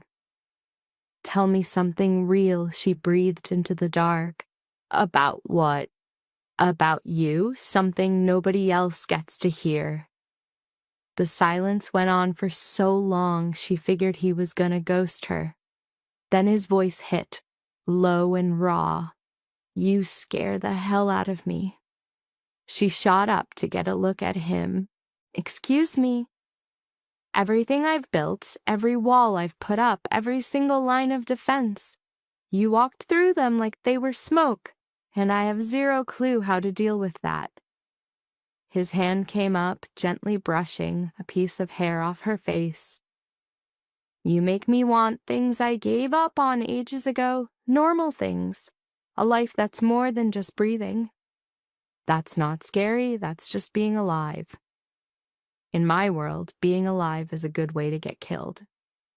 Emma just laid back down on him. "Well, maybe it's time for a new world. Maybe." They just conked out like that, all tangled up. And when Emma blinked open to the morning light, Adrian was right there, still holding her, their breathing perfectly in sync. She thought about Detective Chen's offer. A clean slate, a fresh start, total safety. Then she thought about right now. Adrian's arms around her, his heart thumping under her ear, the chance to be the one person who mattered to somebody. Bro, there wasn't even a contest. The next 2 days were a total blur of meet and greets and planning sessions, and every single chat showed her another piece of Adrian's kingdom. Emma met his top guys, saw his operations in action, and started to get just how massive his reach was. This should have freaked her out way more than it did. Instead, she was totally hooked. The way Adrian got loyalty without even trying, the way he shut down problems with stone-cold precision, the way his crew looked at him. It was this mix of respect and fear with a little bit of hero worship thrown in, and he kept her glued to his side through all of it. He hid nothing. He didn't even try to sugarcoat how brutal his world was. On night number 6, her last chance to decide, Adrian took her back to the club. They were on the dance floor just like before, but this time you could feel it in the air, this unspoken fact that their entire world was about to change. "Tomorrow," Adrian whispered into her hair. "Tomorrow you make the call." "I know." "I won't be mad if you leave. I'll keep my promise. I'll make sure you're safe. Find you a new spot. I will let you go." Emma pulled back, locking eyes with him. "Is that what you want?" "I want you to be happy, safe, and free." "That's not what I asked you."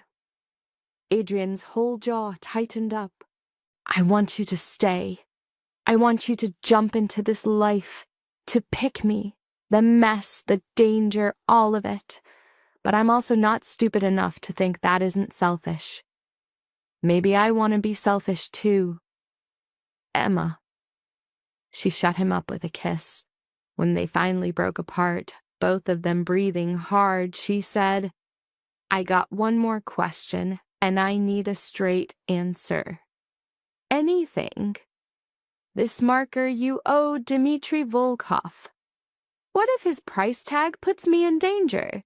What if you can't protect me and pay him back at the same time?" Adrian's face turned into a block of granite. "Then I will light the entire Volkov organization on fire and deal with the consequences. You'd start a whole war for me, without even blinking." Emma's heart was trying to punch its way out of her chest. "That's completely insane." "I'm aware. You don't even know me. I know what's important." His hands held her face, his look burning holes in her. "I know you're strong, smart, and braver than you think. I know that you actually see me. The real me, not the legend, not the power, not the money. I know that if I lost you, it would rip a hole in me that I'm pretty sure I couldn't survive. Adrian, I love you." The words just ripped out of her, totally raw and exposed. "I know this is insane fast, and I know you might not be there yet, but it's the truth. And whatever you decide tomorrow doesn't change a thing." Emma felt like all the air had been sucked out of the room. Her brain just short-circuited. The beat thumped around them, The crowd was a total blur, and the whole planet kept spinning while hers just screeched to a halt. "Say something," Adrian pushed, his voice low. "I have no idea what to say." "The truth. It's the only thing I've ever wanted from you." Emma sucked in a shaky breath, the words trembling on her lips. "I think I love you, and that idea is 1,000,000 times more terrifying than any of this." He pulled her in, holding her like she was about to disappear.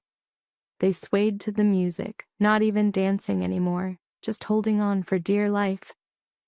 Back in the quiet of the penthouse, she walked right past her own room and followed him to his. When he turned, his eyes asking the question, she answered it with a kiss that was basically her entire soul. Their hookup was slow, almost sacred, like this delicate thing they were both scared to death of breaking. Later, as the city lights painted shadows on the ceiling, Emma knew what she had to do. "I'm staying," she whispered into the dark. Adrian's whole body went stiff next to her. "Are you sure?" "Nope, but I'm picking it anyway." She rolled over, her eyes finding his in the blackness. "I'm overplaying it safe. I want this. I want you.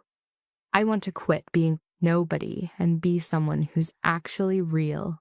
You're real to me. That's all that matters." Emma's lips just grazed his. "Whatever's coming. We're in it together." He yanked her closer, and you could feel this huge wave of relief wash over him. They fell asleep, tangled up, and she had nightmares about empires on fire and a guy who could see her when no one else could. When she woke up, he was already up, just watching her. "Morning," she mumbled. "Good morning." He moved a single strand of hair from her cheek. "Any regrets?" "Hit me up in a year." A tiny smile played on his lips. "Deal." Her phone started buzzing on the nightstand, a totally rude interruption. She grabbed it. Some number she didn't recognize was lit up on the screen. For some stupid reason, she answered. "Hello, Emma. It's your mother." A chunk of ice just formed in Emma's gut. "How did you get this number?" "That's not important. What's important is your sister's wedding in 3 days, which you haven't RSVP'd to." "I'm not going." A freezing cold silence hung in the air. "I'm sorry." "I'm not coming to the wedding. Tell Victoria sorry, but I can't make it." "Emma Christine Carter, you will be at that wedding. I am not putting up with this childish nonsense. This isn't a family. It's you and Victoria playing house, while I'm supposed to sit there and watch the man I loved marry my own sister. I'm done pretending. I'm done making myself smaller so you guys can feel big." "Where is all this sudden backbone coming from?" "Maybe it's about damn time." Emma sat up, feeling Adrian's hand land on her back, a warm, solid support. "I am not coming, and I'm not sorry about it. If you want to be mad, be mad. But this is my life now, and I'm going to live it." She hung up, cutting off whatever her mother was about to say next. "That was gutsy," Adrian said quietly. "That was mandatory." Emma looked right at him. No more saying sorry for existing. No more being invisible. Starting right now, I'm here. You were always here. I get that now. Adrian's kiss was slow, intense, and felt like a final decision. Emma felt a massive shift inside her, like the last piece of her old life just turned to dust, and the new her finally clicked into place. She was done just getting by, done being ignored. Emma Carter had picked the hurricane, run toward the danger, and chosen a road that might end in total disaster, but it would be a disaster she owned. For the first time in 32 years, she felt completely terrifyingly alive. 2 days after she torched the bridge with her mom, Adrienne's phone went off at 4 in the morning. She felt him change instantly, his voice flipping from sleepy soft to razor sharp. A beat. How many? Another heavier pause. I'm on my way. He was already up, throwing on clothes in the dark as Emma sat up. What's going on? The Volkoffs, they hit a warehouse.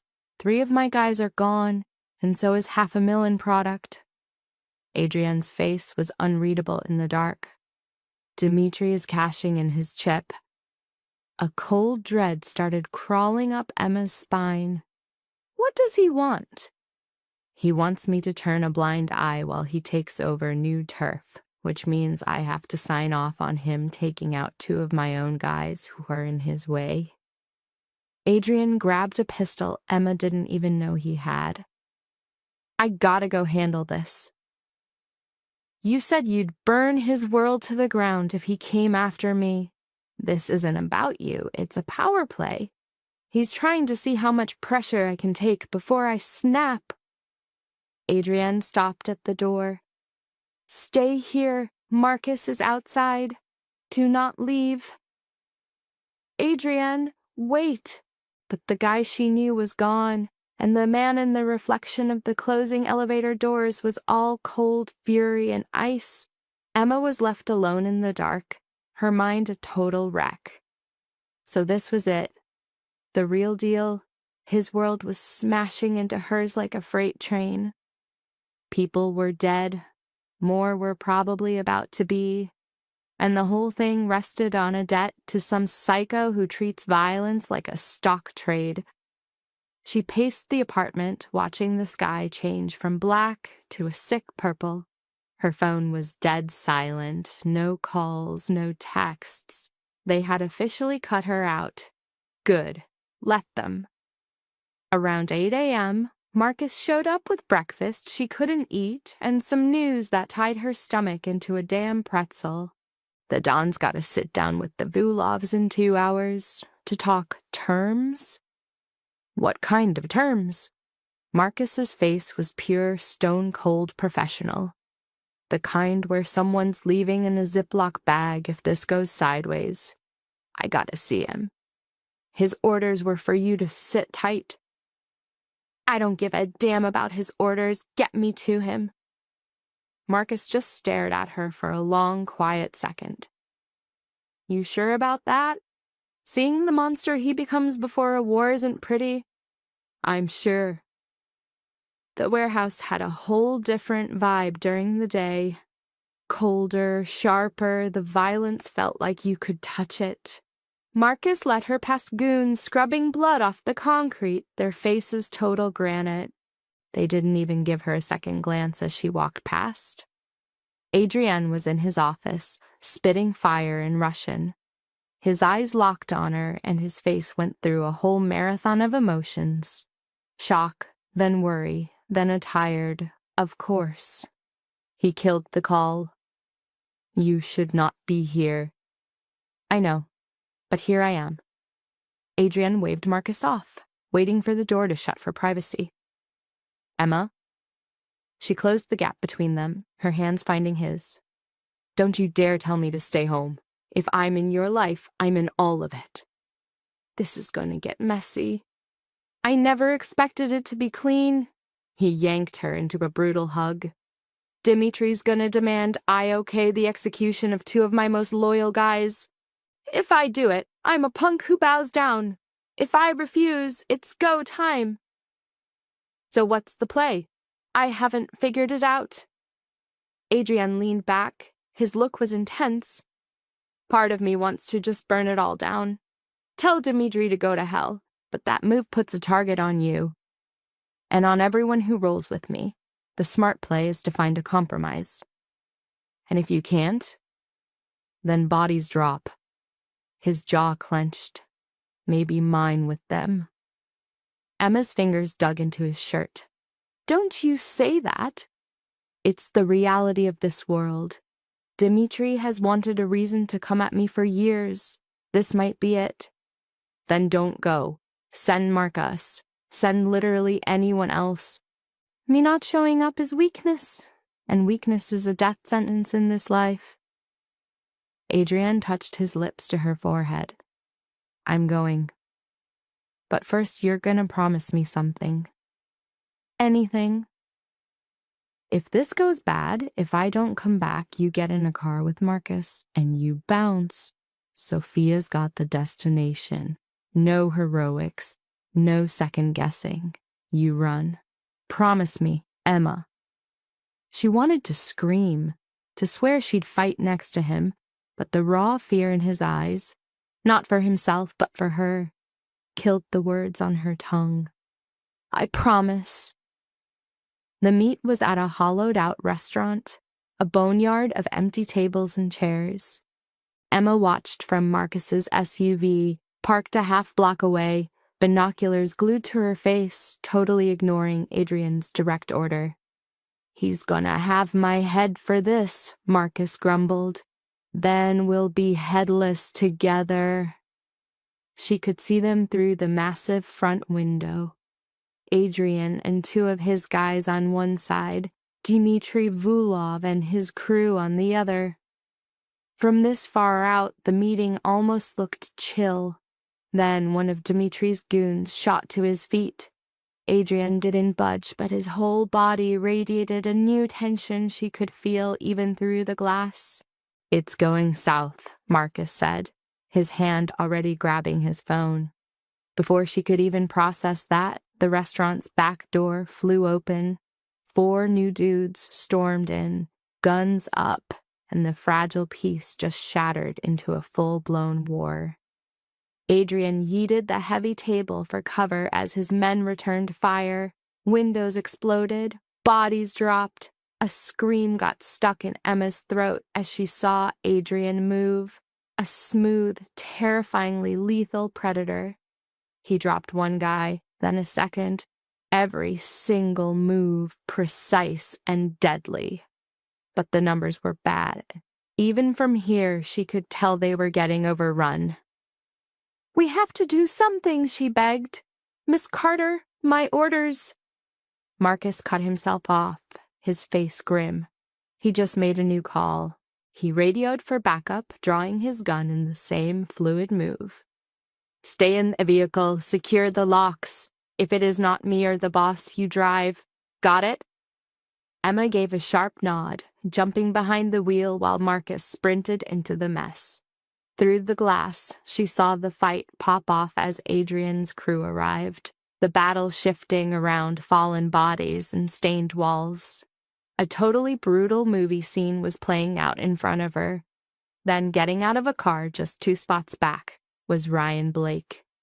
Emma's blood went cold. Why was he here? How the hell could he know? She could only stare, paralyzed, as Ryan calmly made a call and walked into the chaos. Not away from it, but toward it, like he was coming home. In that split second, the horrible truth crashed down on Emma. Ryan was no innocent victim, no basic rich boy fiancé to Victoria. He was part of this darkness. He always had been. The realization hit her like a punch to the gut. 3 years. For 3 whole years, her heart was his, while he was acting in a shadow play she never knew existed. A new kind of resolve hardened inside her. The car door clicked open. She stepped out onto the street. Hey, she called out. Ryan spun around, his face turning to ash when he saw her. Emma, what in God's name are you doing? I could ask you the same thing, but I think I have my answer. She walked toward them, her hands shaking, but her voice rock solid. You are doing business with the Vulovs. That is why you left me for Victoria, right? There is some deal between the Blakes and the Vulovs. Ryan's jaw tightened up. You have no idea what you are saying. Oh, don't I? Your dad develops commercial real estate, right? Huge projects across the city. So let me connect the dots. The Vulovs wash their dirty cash using his buildings, and in return your family gets protection and a slice of the pie. Emma, you have to go, right now. Or you will what? Have me silenced like the guys in there?" She gestured to the restaurant's bloody aftermath. "Was that it? I was not high class enough for your syndicate? Not a valuable enough pawn?" Ryan grabbed her arm, his grip bruising. "You foolish girl. Do you get the danger you are in? Adrian Castellano is already a ghost. Dimitri is going to erase him, take over his whole operation, and everyone connected to him will go down with him." Emma yanked her arm free. "Then I guess I am going down too." "You do not have to. Just come with me. I can hide you. Tell Dimitri you were just a clueless pawn, totally in the dark. And then what? We just pick up where we left off?" A bitter laugh escaped Emma's lips. "I would rather die." "That can be arranged," the voice came from behind her. Emma spun around to see one of Dimitri's thugs, a gun leveled at her heart. Time warped. She watched the guy's finger squeeze the trigger, saw Ryan take a step back, already creating space. Her life was about to be snuffed out in a parking lot, feet from where Adrian was fighting for his. Then Marcus was there, a blur crashing into the gunman, sending the bullet flying wide. As they wrestled on the asphalt, Emma stumbled back. "Run!" Marcus yelled, but her eyes were locked on the restaurant where Adrian had just appeared in the doorway. Their eyes connected across the lot, and she saw pure rage twist his face when he understood her danger. He surged toward her, only for Dimitri himself to get in his way. "This is not over, Castellano." Adrian did not even spare him a look. He lifted his pistol and fired, not at Dimitri, but at the dude brawling with Marcus. The shot was clean, final. The guy collapsed. As Marcus scrambled to his feet, Dimitri chuckled. "So there it is. That is your weakness, O woman." He pulled his own gun, aiming it at Emma. "Drop your weapon, or she is gone." Adrian's face was a cold, unreadable mask. But Emma could see the insane math spinning behind his eyes, the terrible choice he was up against. "Let her go," Adrian commanded. "This is between you and me." "No, this is exactly the point. You think you can operate in my city, steal my business, and face no consequences?" Dimitri's finger tightened on the trigger. "She dies first, then you." Emma's mind was racing. She could run, try to find cover. She could scream, make a diversion for Adrian's shot. Or she could just stand still, praying Adriana was faster. But she did what none of them expected. She walked right at Dimitri. "Emma, do not." Adrian's voice was sharp, laced with terror. "You want collateral?" Emma asked Dimitri, her steps never hesitating. "I am right here. Let Adrian leave, and I am yours. My life for his." "Emma, stop it!"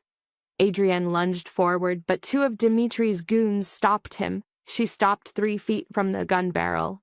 "I am serious. Let him go. You get me a guarantee he will not come back for revenge. Is not that worth more than 2 bodies? Dimitri watched her, a spark of actual interest in his eyes. "You love him that much? You would die for him, without a second thought. Fascinating." Dimitri lowered his weapon a tiny bit. Adrian Castellano, the man without feelings, taken down by a nurse's aide. There is a certain poetry to that. There is only foolishness in it. Ryan jumped in, finally finding his voice. "She is nothing. Kill her and finish this." Emma's gaze shot to Ryan. "Still such a romantic." Dimitri smirked. "I like her. She has guts." He turned to Adrian. "I will give you a choice, Castellano, your life or hers. You walk away from this city, from your whole operation, and she lives. Or you stand and fight, and she dies, here and now. Do not," Emma pleaded. "Do not you dare accept that." But Adrian was already lowering his gun. "You have my word. I will disappear. You do not touch her." No, Emma cried, moving for him, but Dmitri caught her arm. A smart choice, Dmitri smiled. You've got 24 hours to get gone. If I see your face after that, the whole deal is off. Adrian locked eyes with Emma for one final, soul-scorching second. She saw it all in his look: regret, love, and a hopelessness that cracked her wide open. Then Marcus was pulling Adrian away, the two of them retreating to their car, leaving Emma to Dmitri, Ryan, and the absolute train wreck of her life. "Let me go," Emma whispered, her voice barely there. "Not a chance." "We gotta confirm your boy toy actually leaves." Dmitri nodded to his goon. "Take her to the safe house. Keep her there until we get confirmation Castellano is out of the city." Emma was dragged into a ride, shoved in the back. As it tore off, she watched Adrian's SUV disappear around a corner in the distance. She'd just paid for his life, only to lose him in the exact same moment. The safe house was some depressing apartment in Queens, no windows, and furnished with pure misery. Emma sat on the edge of the bed, already plotting her comeback. Adrian was gone, probably on his way to an airstrip, with Marcus practically shoving him onto a jet, while every bone in his body was screaming to go back for her. Dmitri had won. Ryan got a front row seat to her complete and total downfall, and Emma was yet again all by herself. But this time was different. There were no tears, no dramatic collapse. Instead, there was pure rage, a cold, hard fire. She had burned her safety, her future, her whole life down to the ground to save Adrian. And he just walked away. He cut a deal with a guy who would probably get rid of her the second Adrian was no longer a problem. 2 hours crawled by, then 4. Emma memorized every inch of the room, looking for a way out, any weakness. The door was solid steel. The guard posted outside was armed and paying attention. They'd taken her phone. She had nothing left but the clothes on her back and her white-hot anger. Close to midnight, shouting exploded outside, followed by the pop of gunfire. The guard at her door fired back once, then went dead silent. The door slammed open. Emma braced herself for whatever came next. It was Sophia Marinette, backed by 4 armed men, looking impossibly calm in the middle of all the chaos. "Hello, dear." "Ready to leave?" Emma's jaw hit the floor. "How did you?" "Adrian called me before his flight took off. He asked me to make sure you were okay." Sophia held out a hand. "Come on, we have a lot to do." Inside Sophia's sedan, Emma finally managed to speak. "So he's really gone." "His plane took off 3 hours ago for Prague," Sophia confirmed, shooting her a look. "He saved your life. He ditched me. He did what he had to do to keep you breathing." Sophia's voice was soft. "That's what love is, Emma. Not some big show. It's sacrifice." Emma watched the city lights blur by. "Where are we going? To end this?" A sharp, dangerous edge appeared in Sophia's smile. Dmitri Vulov made a huge mistake. He thought Adrian was the only major player left on the board. He forgot all about me, and he definitely underestimated you. "What are you talking about? You saved Adrian's life today. You walked straight toward a loaded gun without even flinching. That kind of guts gets noticed." Sophia pulled up to a familiar building, Adrian's headquarters. The real question is, what are you going to do with it? Inside, Sophia spread a ton of files across the conference table: financial records, property deeds, shell companies. For 3 years, the Vulovs have been laundering their dirty money through the Blake family's real estate, Sophia explained. "I've been tracking every dollar, building a case. The only thing I was missing was hard proof tying them together." "Ryan?" Emma breathed out. "Exactly." Your ex-fiancé is the key to this whole thing. He's been handling the transfers, burying the paper trail. Pretty slick, in a scummy kind of way. Sophia looked her right in the eye. But not slick enough. With these files, we can bring down both the Vulovs and the Blakes. The FBI has been dying for proof like this for years. Emma's head was spinning. You're going to give this to the feds? I'm going to give you the choice. You can hand these over to the FBI. Be the hero. Watch Ryan, his father, and Dimitri get sent to prison. Or you can disappear, start a new life, and walk away from it all. And Adrian? The question just hung there. He was in Prague, starting over from scratch. She could run to him, or she could stay here and finish this chapter for good. Emma's eyes landed on the documents, an entire arsenal to destroy the people who wronged her. Ryan, who threw her away, her family, who traded her pain for her sister's happiness, the Vulovs, who wanted her 6 feet under. She thought about the woman she was just 3 weeks ago. A ghost, totally broken, barely holding on. That woman would have run. But Emma wasn't that woman anymore. I'll see it through, she stated. All of it. A slow grin spread over Sophia's face. I was counting on that. The next 72 hours were a total whirlwind. Emma met with federal agents, handing over Sophia's evidence and spilling everything she knew. They hauled Ryan out of his office in cuffs while all his co-workers stared. They picked up his father soon after. Dmitry Volkov was nabbed at the airport, trying to skip the country. The media circus was insane. Emma ignored most of it, but she caught glimpses of Ryan's face on the news, looking like a total stranger compared to the guy who promised her the world. She saw Victoria's tearful press conference, denying she knew anything. Her mom tried calling once. Emma just let it ring. A week after the arrest, Emma stood outside the dark venue where Victoria's wedding was supposed to be. The wedding was obviously off. The rumor was Victoria ran away to California, disgraced and broken. Emma waited to feel something, victory, justice, anything at all. But all she felt was a deep, crushing exhaustion. You did it. She turned around. Marcus was standing there, just a few feet away. I thought you were in Prague with Adrian? I was. He sent me to check on you. Marcus stepped a little closer. He wants to see you, if you're ready for it. Emma's heart just stopped.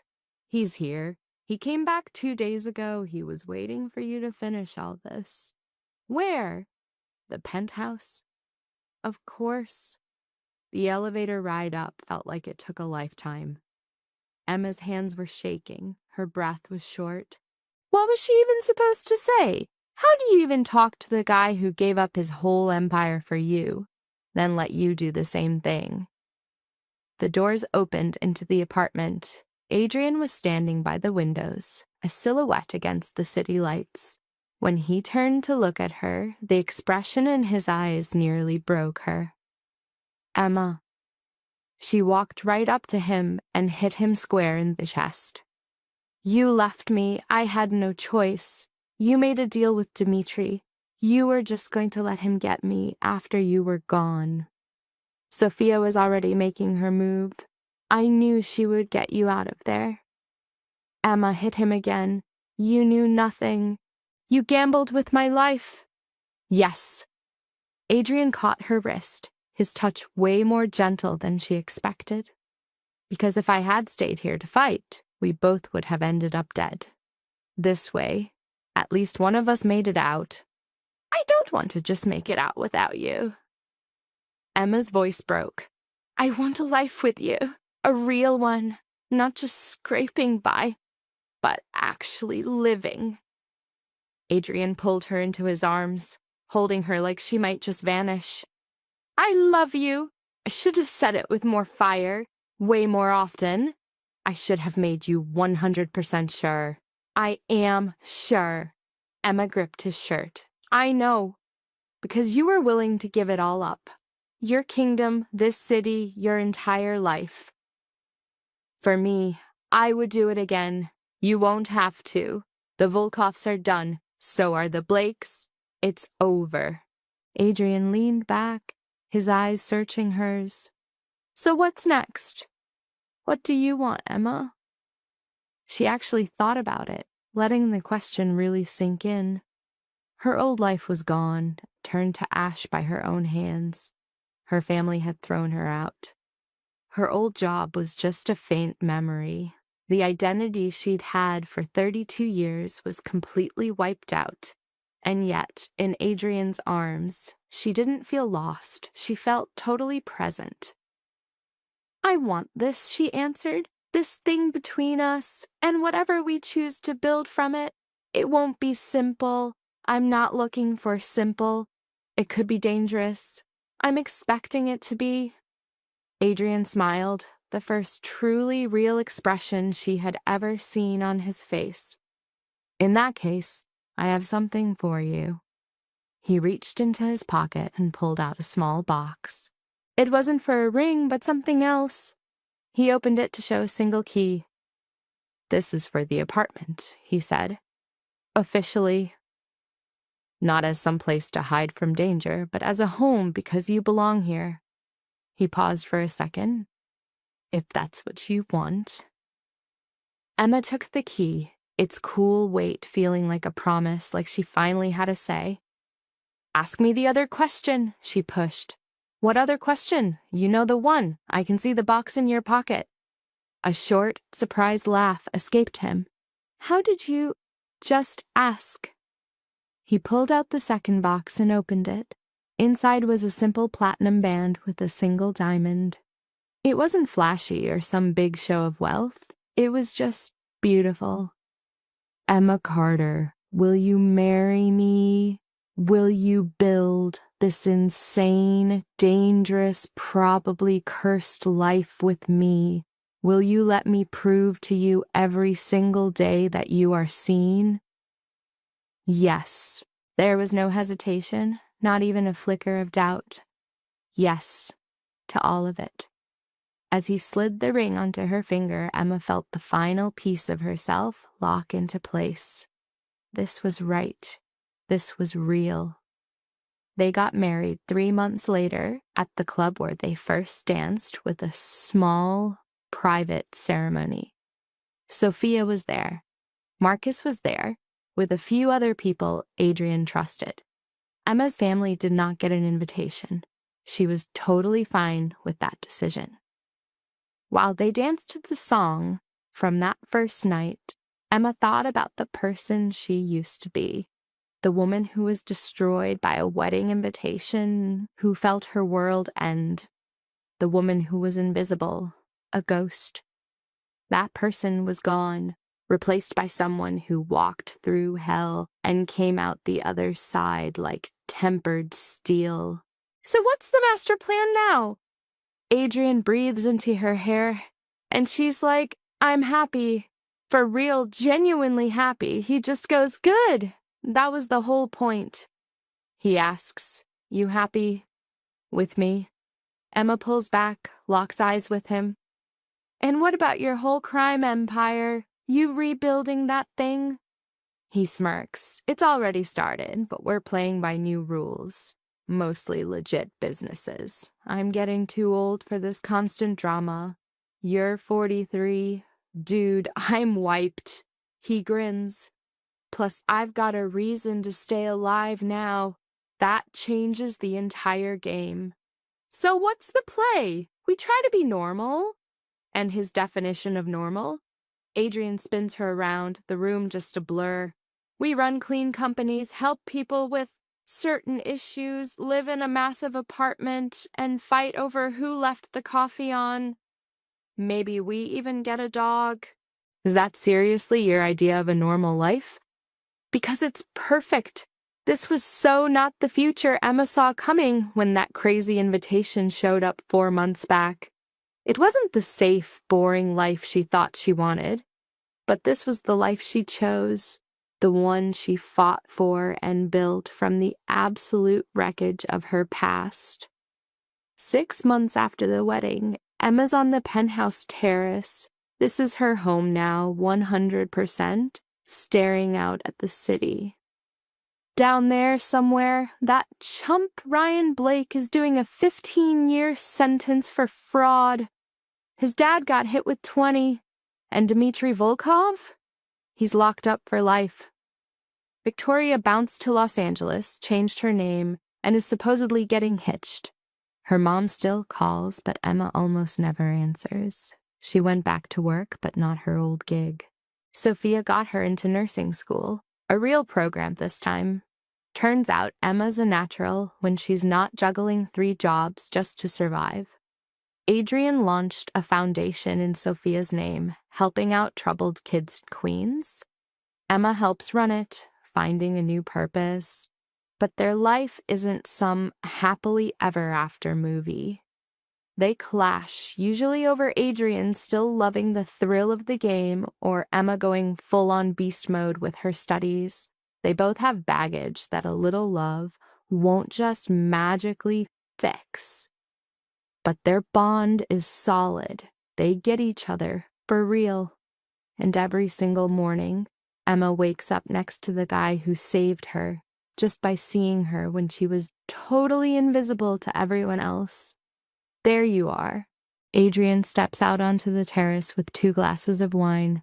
What are you doing freezing out here? Just thinking about that bus, about what would have happened if you hadn't stopped for me that night.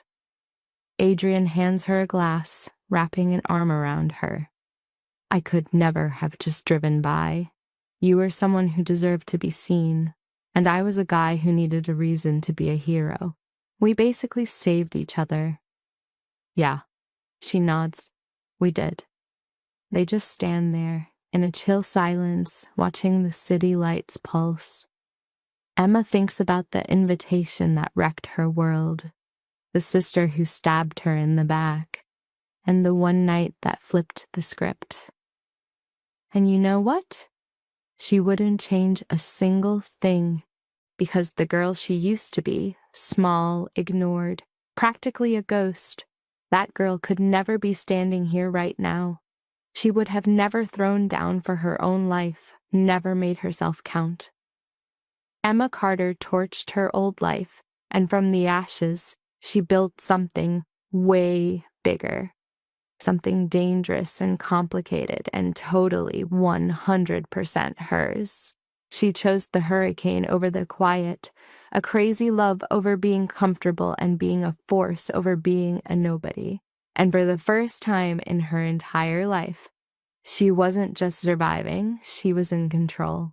Emma Carter's story is not merely a romance wrapped in crime, nor a revenge tale disguised as melodrama. It is, at its heart, a study of how invisibility becomes a form of violence. Before Emma ever meets Adrian Castellano, before the bus, before the guns, before the blood-stained bargains, she has already been disappearing. Her life is structured around accommodation. She works until her body fails, says yes when she means no, accepts humiliation as though it were duty, and watches her own family cast her in the role of emotional surplus. Even the betrayal by Ryan and Victoria is less a singular wound than a brutal confirmation of something she has always feared. In the eyes of others, she is replaceable. That is why the wedding invitation matters so much. It is not paper, it is a verdict. It tells Emma that her pain is socially inconvenient, that appearances matter more than truth, and that loyalty in her family has always been conditional. The invitation does not break her because it arrives with new information. It breaks her because it gives formal language to an old reality. She has always been the one expected to endure. Then the story introduces Adrian, and with him an entirely different form of danger. He belongs to a world built on coercion, violence, and strategic fear. He is not good in any simple moral sense. Yet he performs one radical act no one else in Emma's life has managed. He sees her, truly sees her. This is what makes the story psychologically complex. Emma does not fall only for power, or safety, or even attraction. She is drawn toward recognition. Adrian represents the first gaze that does not flatten her into a function. In that sense, the narrative becomes an exploration of hunger. Not physical hunger, though the story shows us that too, not merely romantic hunger, but existential hunger, the hunger to feel real in a world that rewards performance over authenticity. What makes this especially tragic is that the recognition Emma receives arrives through the machinery of violence. She is seen not in a peaceful world but in a predatory one. The same event that endangers her also awakens her. The bus incident functions symbolically as a rupture. Public transit, normally a space of anonymity, becomes the threshold where invisibility fails. Once Emma is noticed, she can no longer return to the passive life she occupied before. This is where the story's central paradox emerges. Visibility saves her, and visibility destroys her old life. Adrian, too, is caught in a paradox. He lives as a man shaped by loss, operating in a system where tenderness is a liability. He protects through domination. He loves through sacrifice. He is not free. He is only powerful. And the text understands this. It never romanticizes his world without cost. His history reveals a man produced by grief and hardened by repetition. A man who turned pain into efficiency and called it survival. That is the cycle of violence at work. Violence here is not just bullets or beatings, it is inheritance. It is the way wounds become methods. Adrian was taught that protection requires force. Emma was taught that love requires self-erasure. Ryan learned that intimacy is transactional. Victoria learned that appearance can be mistaken for innocence. Everyone in the story participates in an emotional economy shaped by power. And so the question is not why do these people make destructive choices? The question is, what kind of world trained them to believe these choices were the price of belonging?